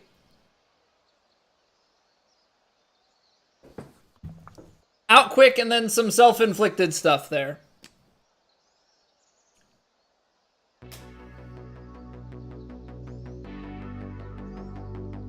Because 2 strokes is all the difference. T8 on PlayStation is 13 under. T4 is 14 under. We shot 11. We were 10 under through 11. Yeah, do some pretty dumb stuff. I always manage to find a bogey. But yeah, just something lost the tempo there. That drivable par 4, mega slow, and that, like, I think just kind of told the brain something was wrong, and you know, we kind of go fishing for tempo from there. I kind of want to hit the range, just like hit a few shots, recenter ourselves, because I know we have tempo. We've had really good tempo tonight. Just got to settle back into it. I'm not sure what happened there. I'm sure some of it's a pressure thing. You know, recognizing, hey, we're 10 under. We're 10 under through 11.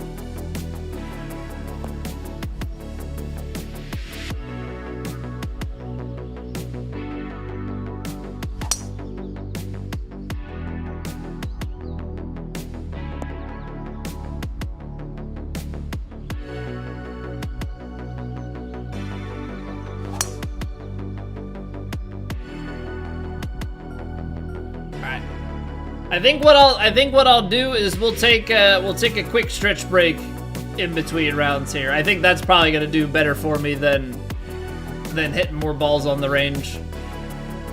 So let's take a couple minutes here.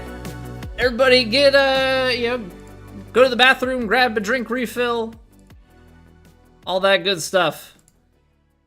And we will reconvene in a few minutes for round 2 of Plat. So thank you all for being here. I appreciate it greatly.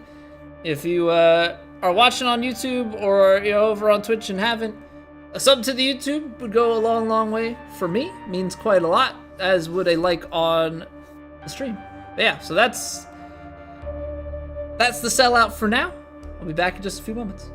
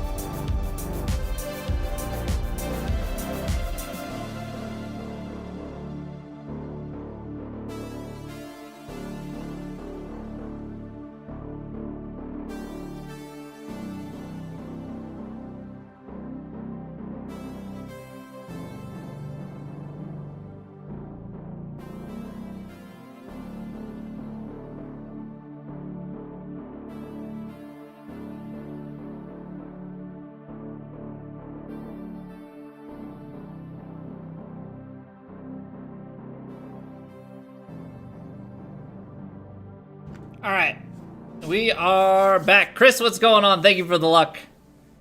Dr. Barry, how's it going? Greens look slow to you, little Sandy? You think those are slow greens? You think those are slow? Oh boy.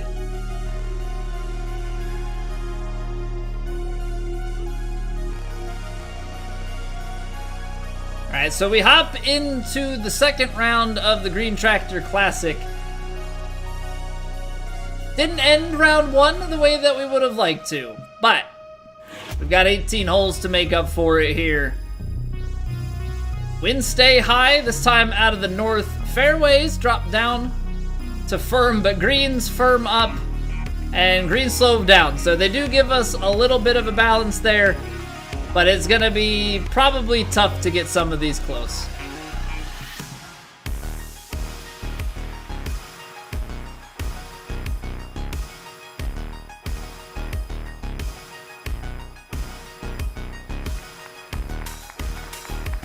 So first tee here, we've got a 443 yarder, dog leg, slightly left, wind slightly in and downhill.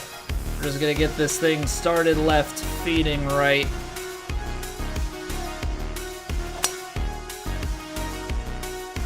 Mayhaps a little bit too far right. I think this should hold though.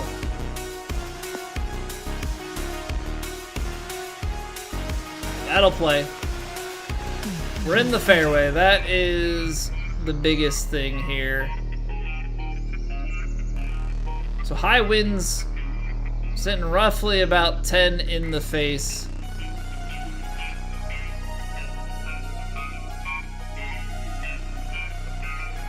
It's the very firms that concern me.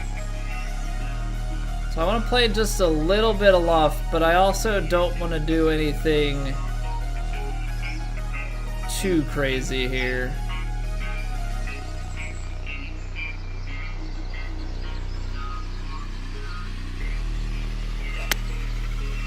Where did my tempo go? Where, oh where? Oh, where did my tempo go?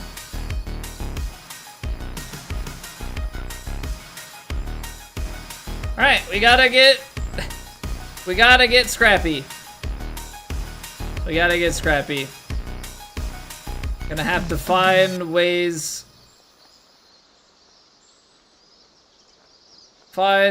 to score around here.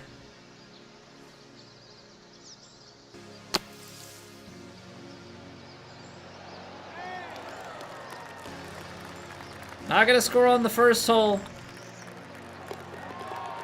But we're gonna have, like, we need better tempos than that. You can definitely get away with missing tempos. You can't get away with missing tempos like that.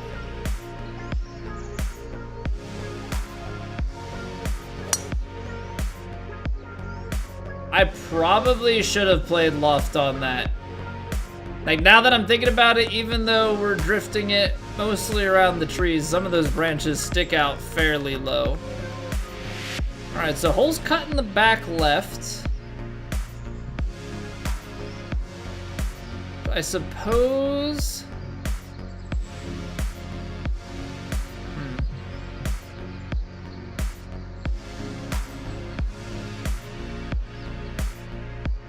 Be 225. Everything's feeding so far, but I think if you give it enough cut, this should actually start to come back.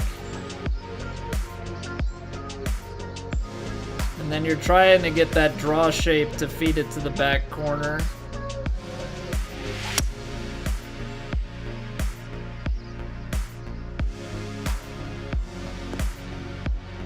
I think I might have left it a little bit too far to the right. Like, it's starting to feed left, but yeah, just leave it on the other side of this ridge. So it's a decent idea, but just not gonna quite be it. All right, we're gonna get this going up. It's gonna be braking right to left. Momentum going to take it down somewhere out here, maybe.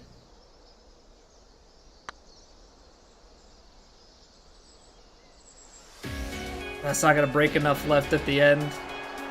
As it straightens out. Oh, but the pace was pretty good. Alright, we'll get in there for a birdie, get a score on the card. Oh, that's a nasty little location, isn't it? 226 it would be, and then wind back in. 10-mile-an-hour wind on the diagonal.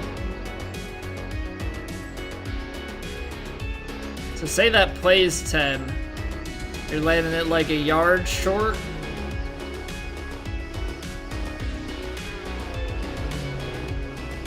I mean, essentially you're trying to play the cut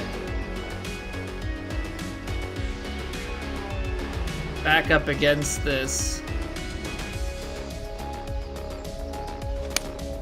And roll it the rest of the way.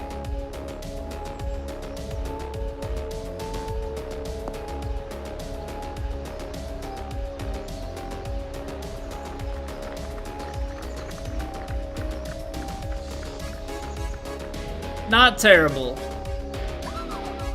Not terrible. This is, at least to me, this feels like a very difficult hole to get after.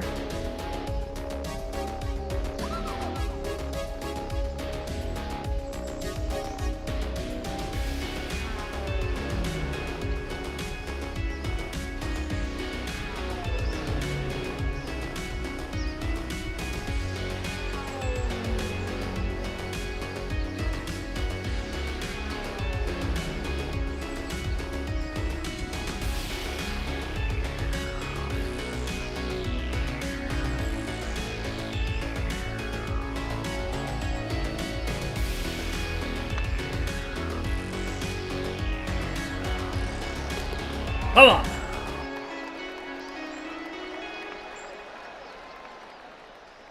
Big putt.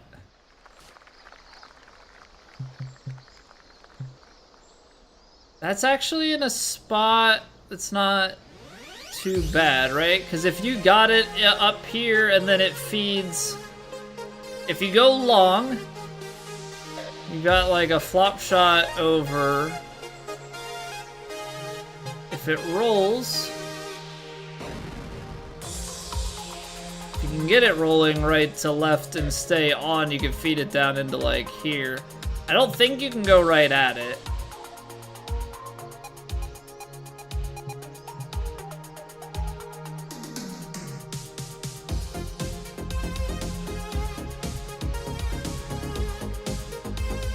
Let's see here.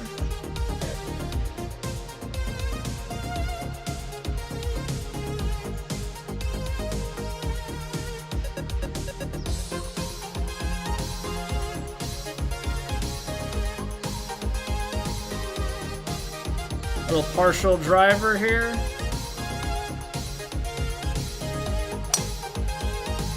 Maybe slow. Come on, be left enough. That might be too high.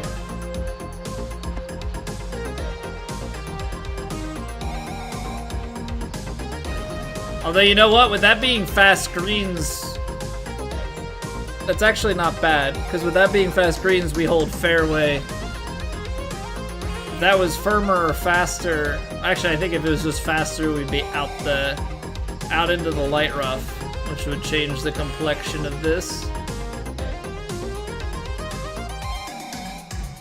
So a little bit partial, I think.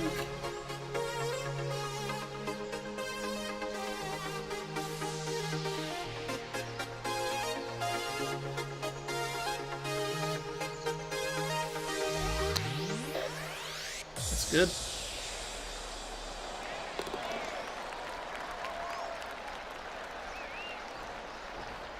When you know, you know. Yo, what's going on, Mikey?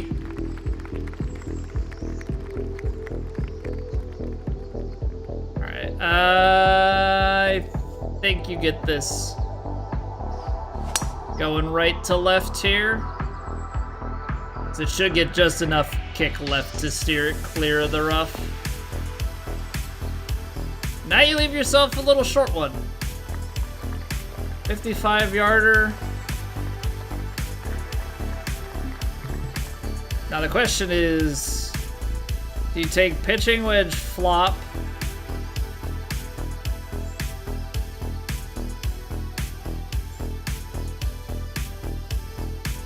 With mostly spin. The other option is like this is, you could take a pitch. I don't really want to go with like the long and roll back. I think I do want to go with the roll up.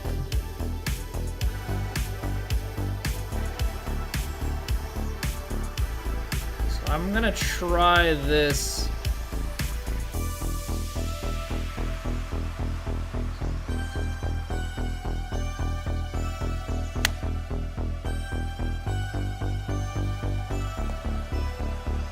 I'm surprised the wind played that much. Really thought that push would, because I've had so many where the push goes so far to the right. I don't know if tempo just has a bigger effect or how that works. Either way, get up, get down. 5 under through 5. So like last round, you know, round 1 and round 2 having similarities in terms of scoring on the front 9. We just got to get that scoring to continue through the back 9.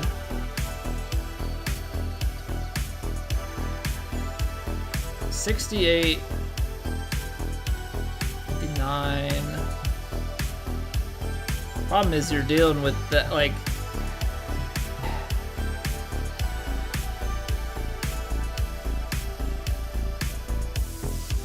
nine iron, we could catch.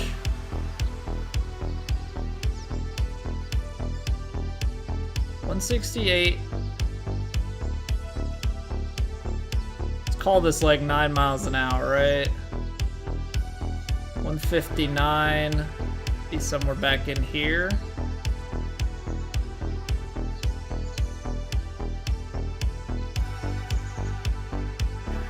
But maybe that's okay.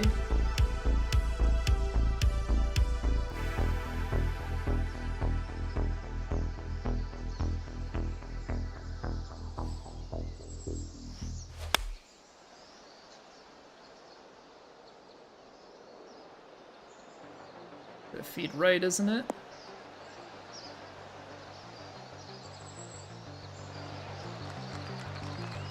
That's the right distance. Unfortunately, I just misplayed the angle there, which is none too surprising.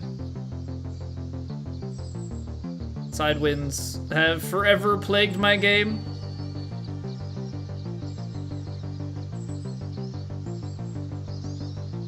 And probably will forever haunt me. I don't know how to. There's just something with it. It doesn't. I haven't found anything that clicks. Actually, kind of flat, like right at the hole there.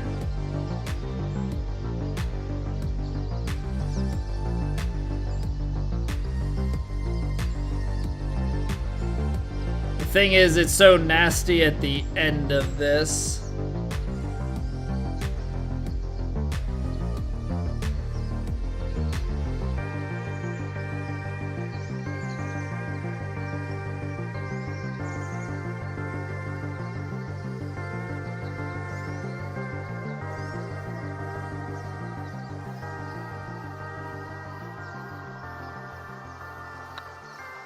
Come on, you gotta turn in.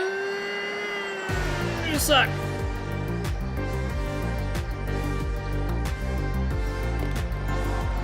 Just a touch overplayed.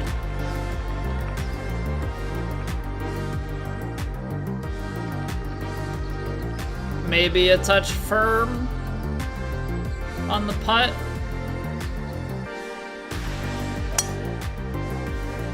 Could be that it was a touch firm, could be that I just misjudged one of those a touch. Either way, I gotta be happy with the effort. We missed it high side. None of the low side shenanigans that we're used to. Alright, very firm kick.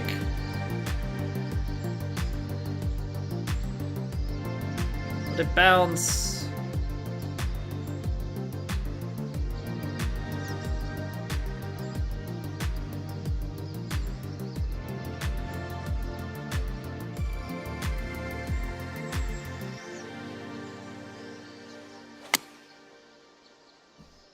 Input felt good, but yeah, when you're off by that much, that's pretty disappointing.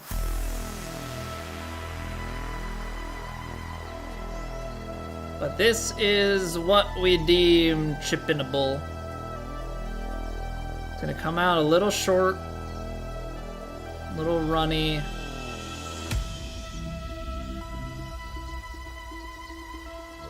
Probably come out a little bit to the right as well. A hopper and a runner right to left.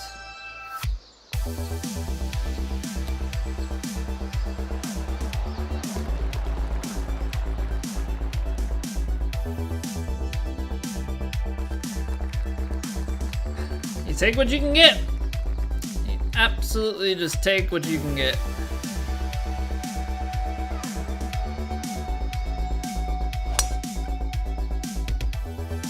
I'm not going full send on this solely for the fact that I was scared if I full send, we're gonna end up somehow making it through to the rough on the other side. I don't know if that's actually the case, but that was my reservation.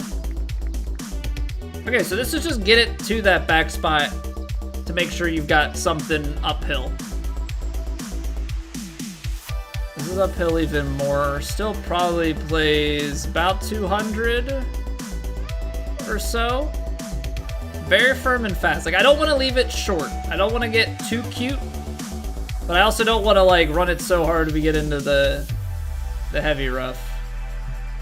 I don't know, if we go here 214, 209 maybe. very firm, and then like the 4-iron's gonna go quite a bit. Go to 198 a little bit further. I'm just gonna play the 4-iron with some loft. I think is actually how we're gonna play this.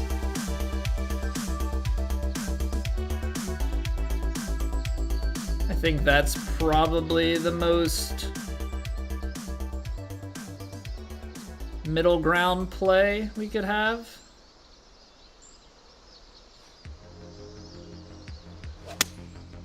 I played it slow, but this all feeds right to left, so I'm not too concerned about that mishit.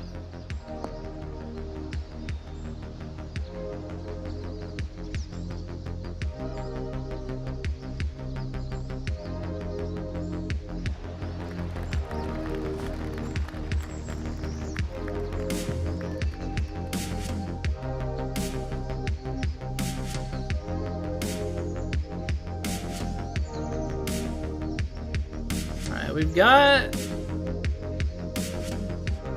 little bits of break here. It's really not a lot.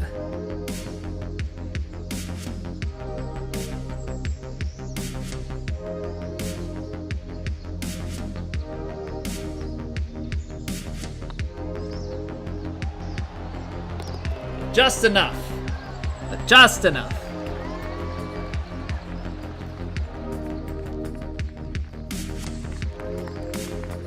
Okay, I actually do think the driver is too much here.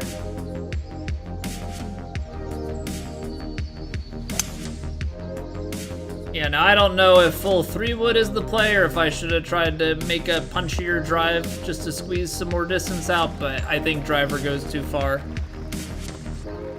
Which is unfortunate for this because just looking at our approach, like now you're taking 6-iron.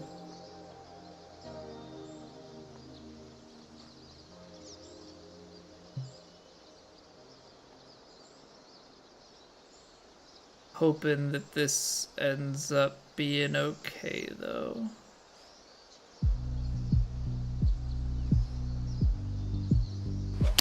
Ah, bad input. I slammed the stick forward.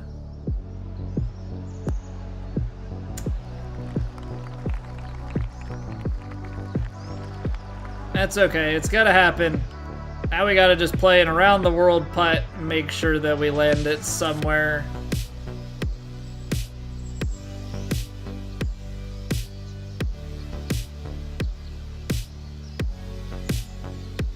Somewhere near the hole. That may have been too firm. We'll see though. The line looks decent at the moment. Yeah, there's the firmness. No, don't get ahead of myself. Don't get ahead of myself. That's how we end up taking like a random bogey.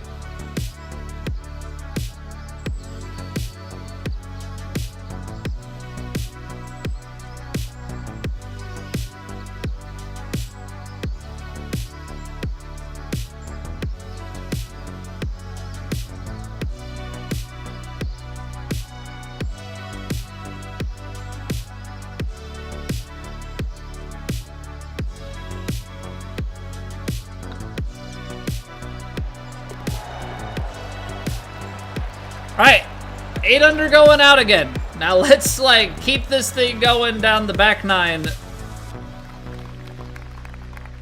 and put something real nice together. 580 into a headwind, so you're gonna have to send it.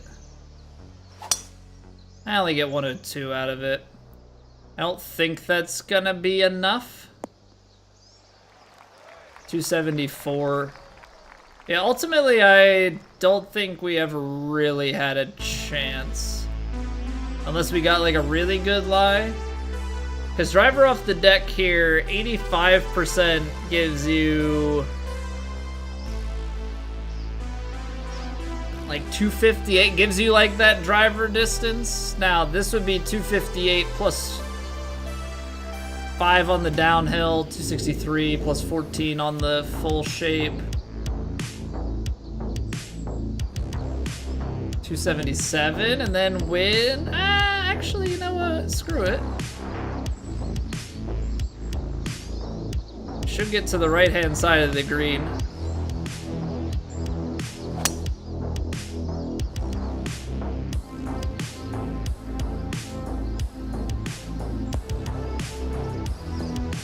Driver off the deck, definitely the play. Gonna be a hard one to hug that left side with, because if you try and shape it back, you're gonna need too much shape in order to get it, and then you're losing too much distance. Okay, maybe let's cash something in here. That would be pretty snazzy.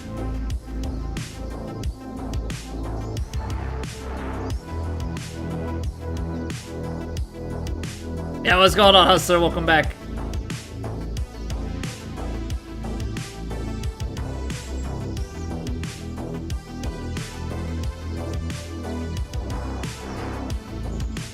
So much break in these early parts of the putt. So much break in these early parts of the putt.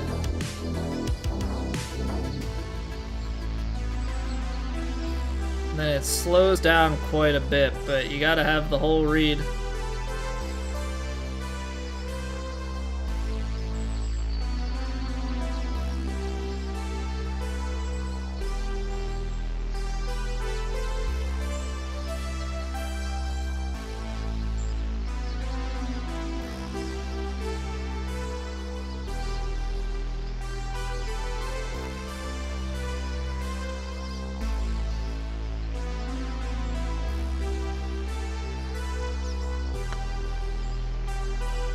Ah! Dang. Too much of a misread on those early ones. They just snap so much harder. There's not really much to the end of that putt, but there's so much break early on. Just did not have the read for it correct.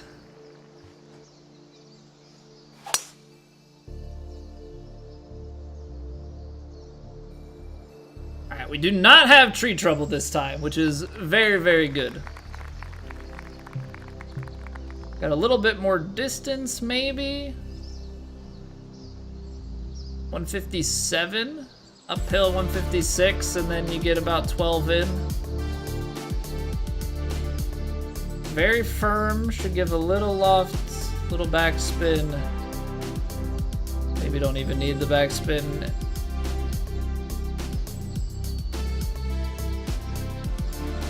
Should try and hold things up pretty nicely.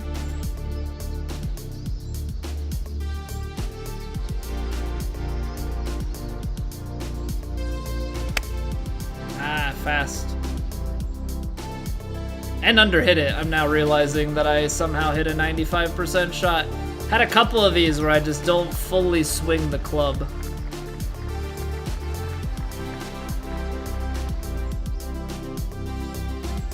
Never great. Never great. Sometimes gonna happen, but you hate to see it.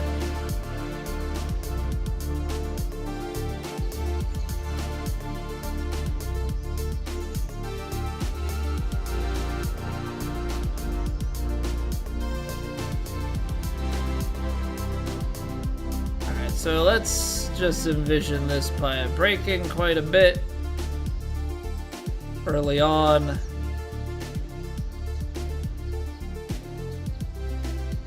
As it slows and comes up over the hill. I think we're in a good spot for it here. Underhit it. So it's gonna go low there. With the right power, we may have just been a touch low as well.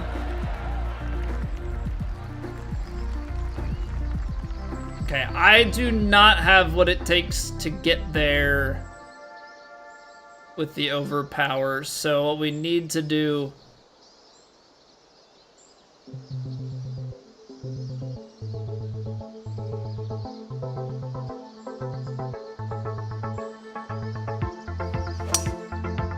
play a big fade, get it down on the ground here so it has enough time to stop before the bunker.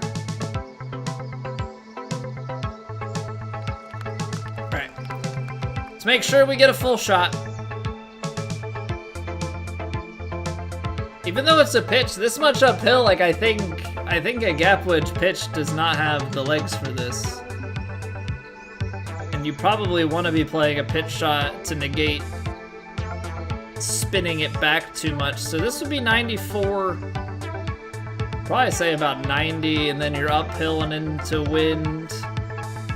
86, which would be at the top of this thing. But if I go gap wedge pitch, I just don't think I have it. I think we're talking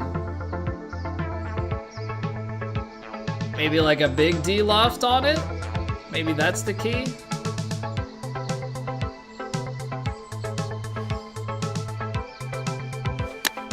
A little bit slow. Big D loft definitely was the play.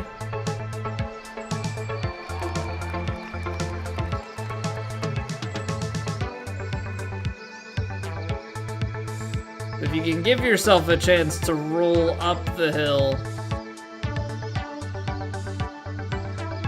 then that's obviously ideal.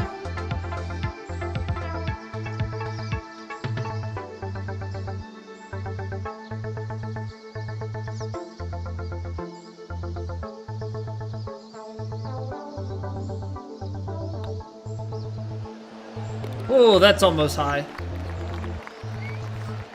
Oh boy.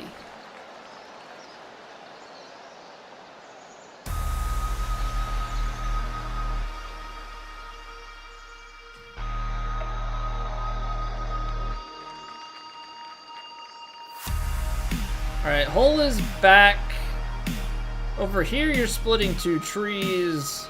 That's pretty narrow, then it's only one, but you still have to play with the tree off the right either way, so I think we're gonna take this one on.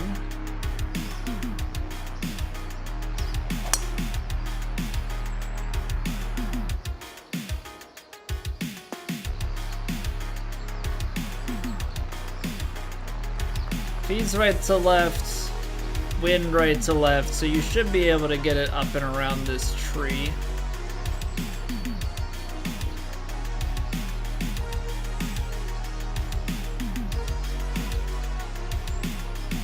Very firm, so you can give it, I think, a good amount of bite and just let it.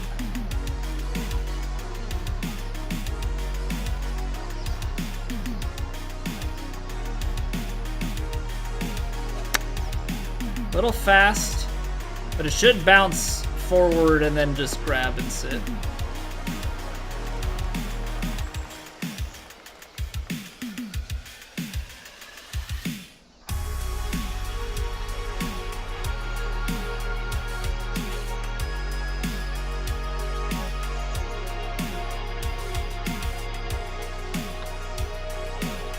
Okay, that's a couple of them there that have, like, I'm hitting it just on the high side of the cup, and I'm a little bit shook by it, because the number of times that we normally have been missing low versus high, it's getting a little scary. All right, 248. It's gonna get us on the green, 13 yards to work with. What is the front edge, though? 241.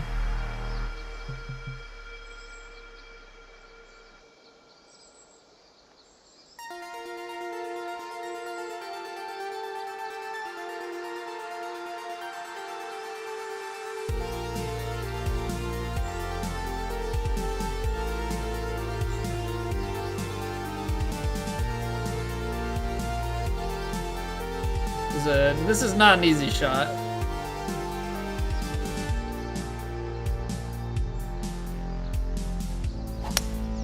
I hit it too fast. Wind might hold it up, but we're gonna be short now because of that fast.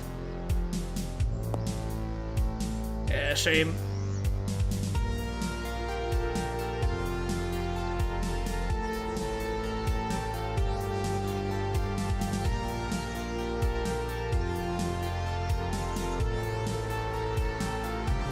Uphill should affect.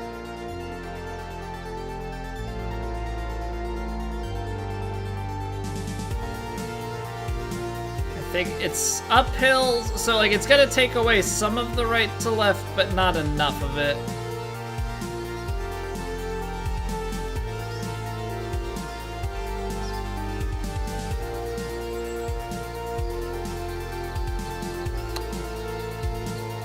too long.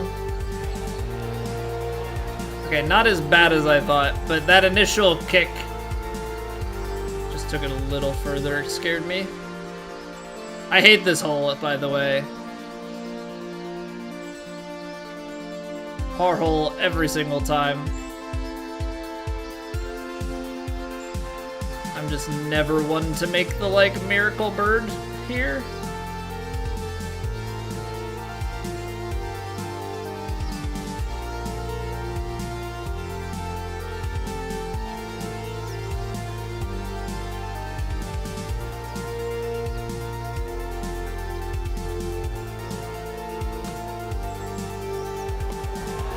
Alright, they're all hitting the high side and dropping, so as long as that's the case, I'm okay with it. Alright, was it 4 holes to go here? Let's see what we can do. Yep, this is gonna be another one that we have to lay back.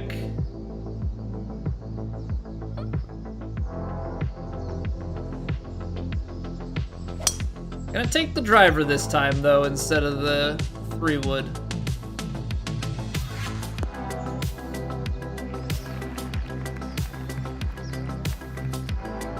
Obviously, I'd like the extra distance if I can have it. 146 uphill and wind. So can you take this 11-mile-an-hour wind and cut it down enough? And that I don't know, because I think we're already like pin high with this, and you're trying to cut like 6 yards out, so I don't think that's gonna be the play. 158, 156, 55 or so. I don't think we're gonna quite lose 11 because it's uphill, but we're gonna lose a good bit.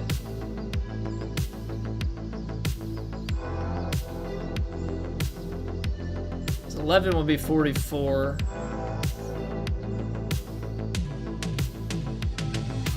So we gotta not do it too much, but like definitely enough.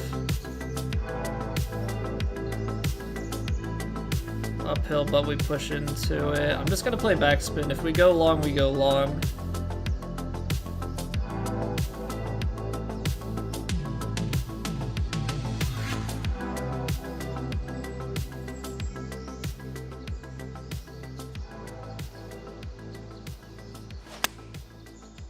Not as fast as I thought it was. Still fast. That's obviously taking us long, but we're up on the right shelf. It's just a long downhiller. Have to make sure that we don't blast this by the hole. Have to be pretty, fairly conservative.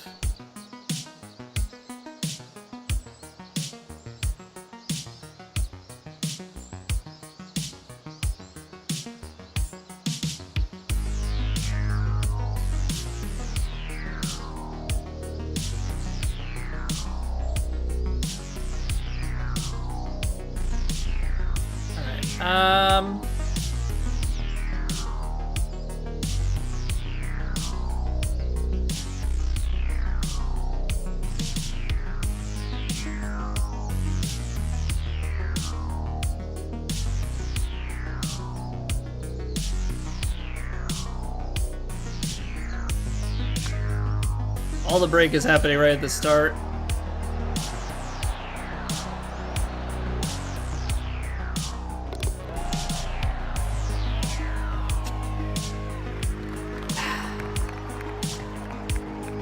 Close. Close. Now, what's going on, Joshua? This is actually a Stream Beats playlist by Harris Heller. The song is Neurotronic, which I will drop the song if you're in. Actually, let me grab the whole playlist.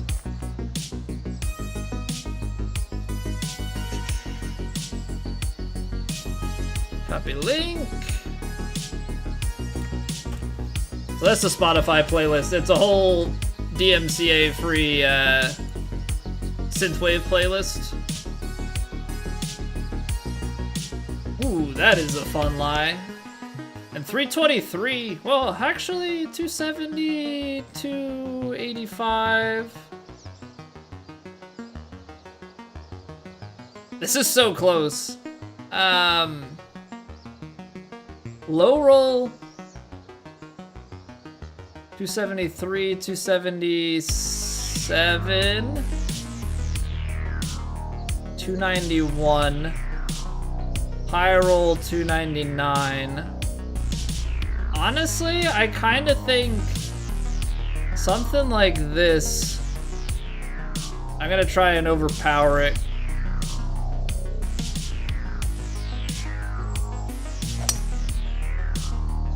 $102, we might have the legs. Come on. Oh man, that's so close. We baby fasted and we probably got low rolled, so that ends up canceling out. If you can get like 104 on that, chase this thing to the back. Oh,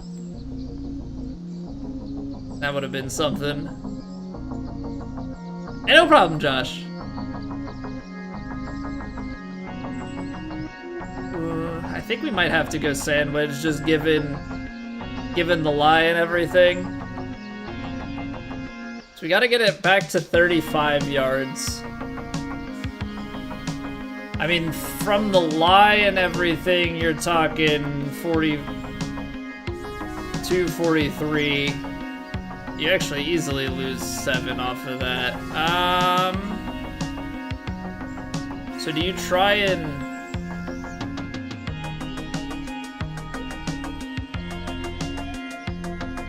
That'd be 50. 48. Let's call it 47, maybe 46. And then you're taking 18 yards off, or 20. Let's call it 20 yards off of that. Maybe 26. 9 yards short.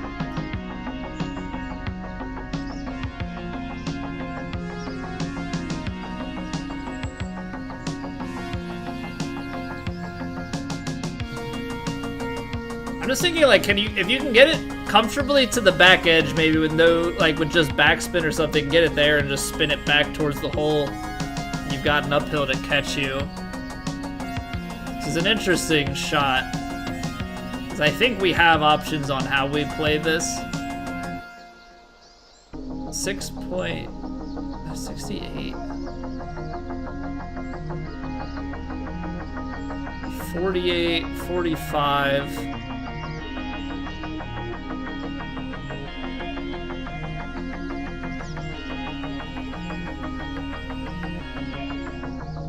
I'm gonna take full I'm gonna take just a stock lob wedge pitch shot here, go to the backstop and spin this thing back.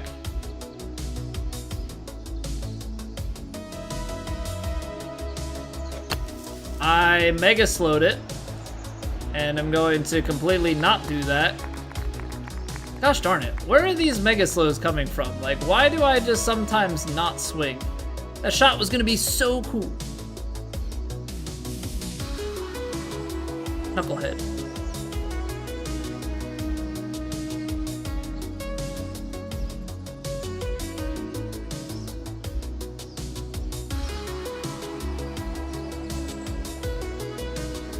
Definitely am disappointed. Definitely am disappointed.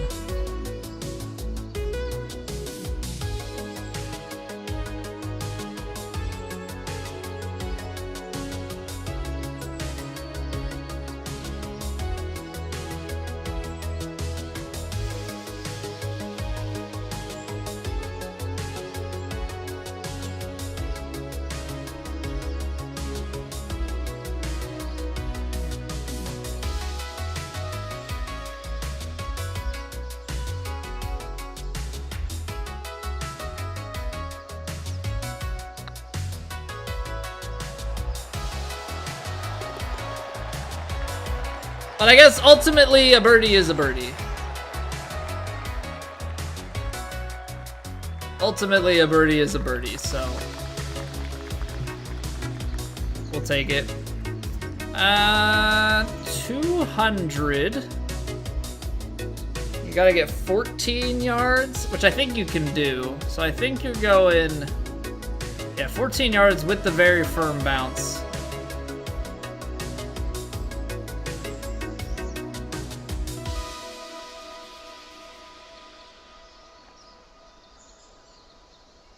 We're gonna try and draw it.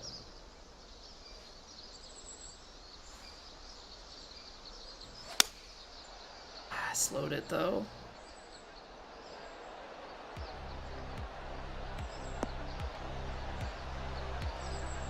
It's the right idea, just the slow pushes us a little bit more to the right.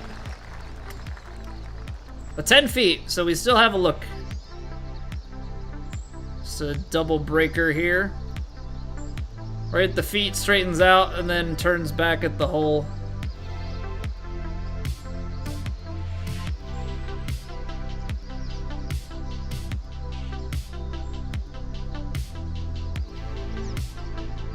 It's actually already kind of turning back there.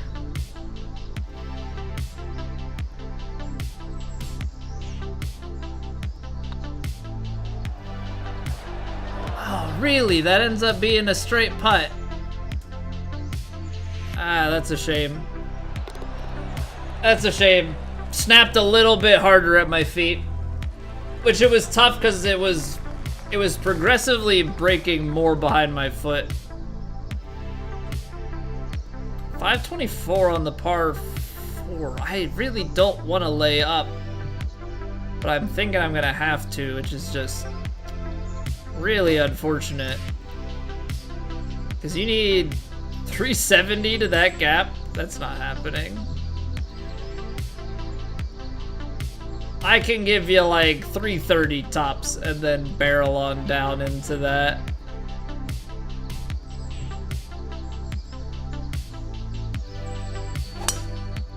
So let's... Oh, is that gonna end up being too much change? I'm dumb. I meant to deloft that the inverse. All right, well. Whoops. I delofted it a touch, but in my head I meant to go full deloft and take off a touch. So we don't have a fairway to work with on this hole. That's my bad.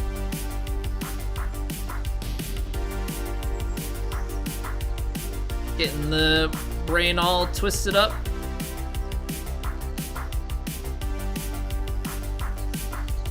Alright, 163-ish, and then wind, and then bounce and release, so I think you give it a little loft. Something along that line.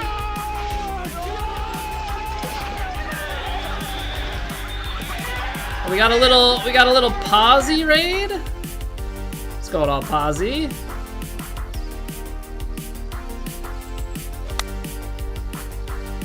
How's everybody doing? We are coming to the concluding sections of our competitive golf rounds for this evening. But hope you had a good stream, Posy. Hope everybody coming in from Posy's stream is doing well. My name's Colby. We stream competitive virtual golf. That's pretty much our main stick. Although, main shtick, not stick. I don't have some stick with golf on it. Actually, I do. There are golf clubs in the garage. But that's besides the point. Where is this going? I don't freaking know, man. We play competitive virtual golf. I am playing through Elden Ring DLC on the side. Playthrough's gonna go up on YouTube. My first big boss is probably unexpected. All right, let's try and make a putt. Heavy brake left to right at the start, crest over, and then slow drifter back right to left. It's not gonna drift enough back. Yeah, it kind of straightened out, to be honest. Played some FIFA versus Donnie? Oh man, some FIFA. I haven't played FIFA in a long time. Probably would be fun to play with a friend. I got suckered into the ultimate team grind. That was a mistake. All right, so 11 under, 12 under, and if we're gonna be upset about how we've played the back nines and be 3 strokes off of the top 10, then I guess we've done well. Also, that hurt because I rammed my shoulder the other day carrying my son up the stairs. We got like a little ledge, and I like readjusted him and stood up into it. Doesn't hurt. Normal motion, fine. I touch it. Oh, it hurts so bad. All right, but enough of that. We got 2 more rounds left here, and I think we could set up for a solid finish this week. Made your own league, doing matches, having leaderboards and all that. So how many people did you get for your league, Posy? Someone's got some hand. No, it's not even that. Like, I was holding him, and I think when I was taking him up, we have a gate at the bottom of the stairs. I think his foot kind of caught it, so he got, you know, disgruntled and upset. And so I was trying to readjust him, but as I was going up, I like readjusted as I was stepping up, and I like stood up real quick, and like I don't know if you can still, it's probably not gonna come through real well, but there's like an indentation. I don't know if this will show up at all. You can see this like darker little line right here. I don't feel it like normally just existing and doing things like it's, but wherever it is, if you put pressure on it, and it's been a few days, it still hurts real bad. So yeah, I don't know. Hopefully that'll just take care of itself.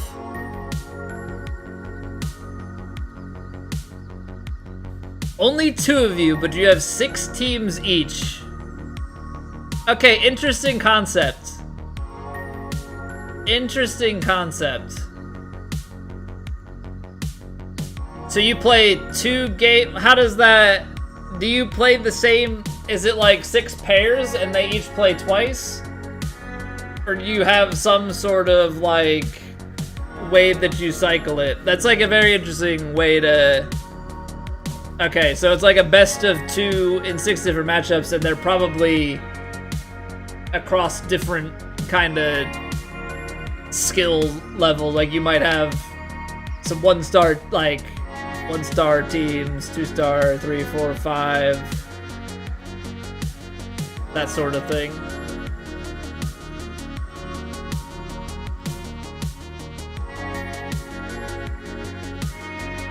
Two-play finals. Yeah, it's an interesting way to set it up, because I mean you might click better with certain teams, and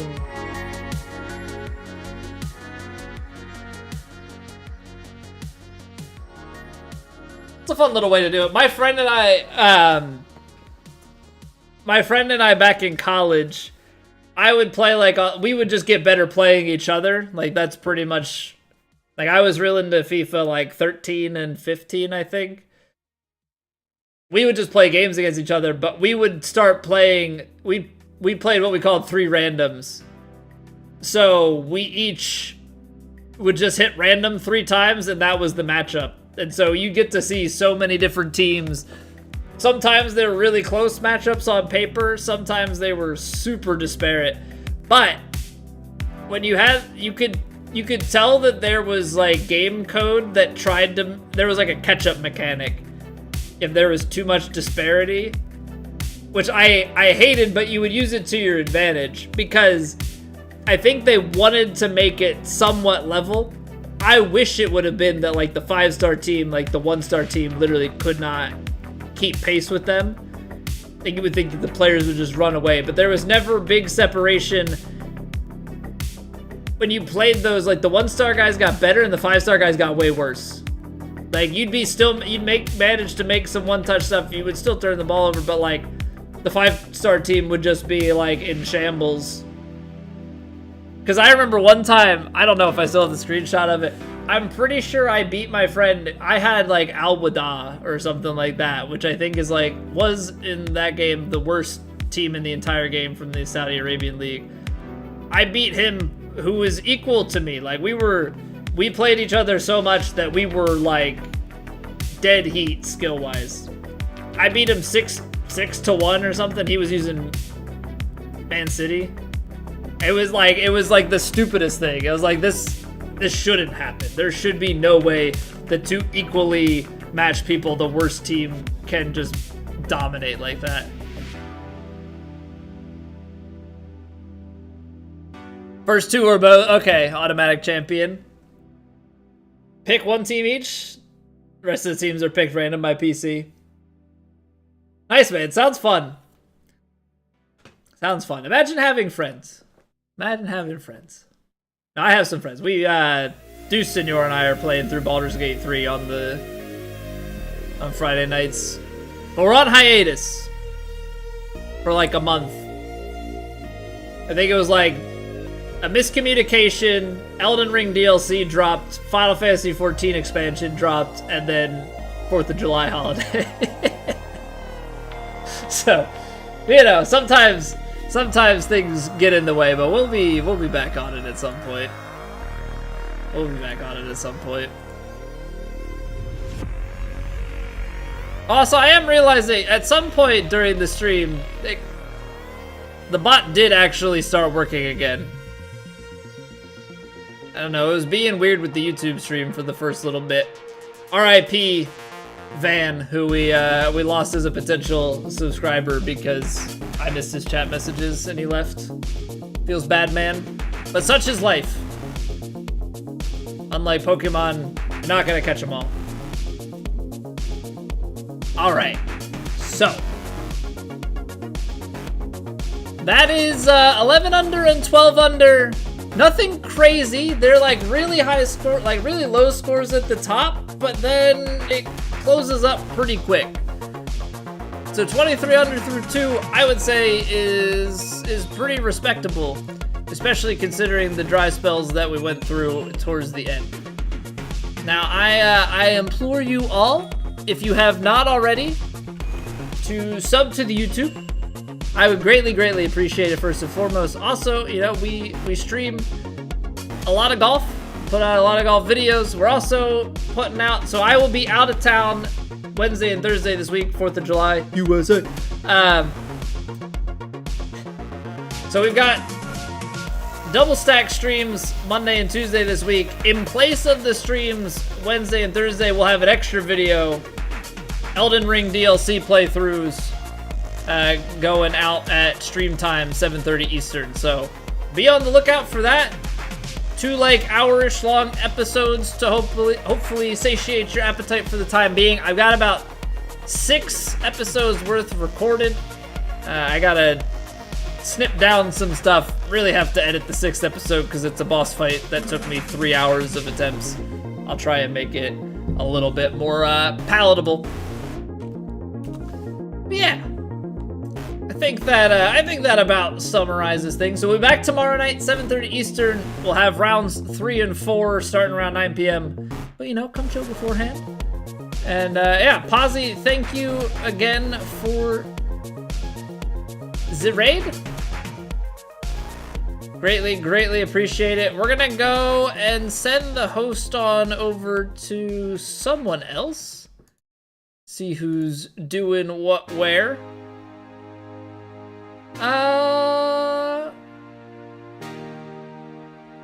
Let's see. I feel like it's been mayhaps a minute since we've sent you all over to Scotty. Scotty's playing some alts with some folks. Hopefully he's going for a little bit longer. But we're gonna go. I guess I don't really want to put the raid message into his chat. That would be like rookie streamer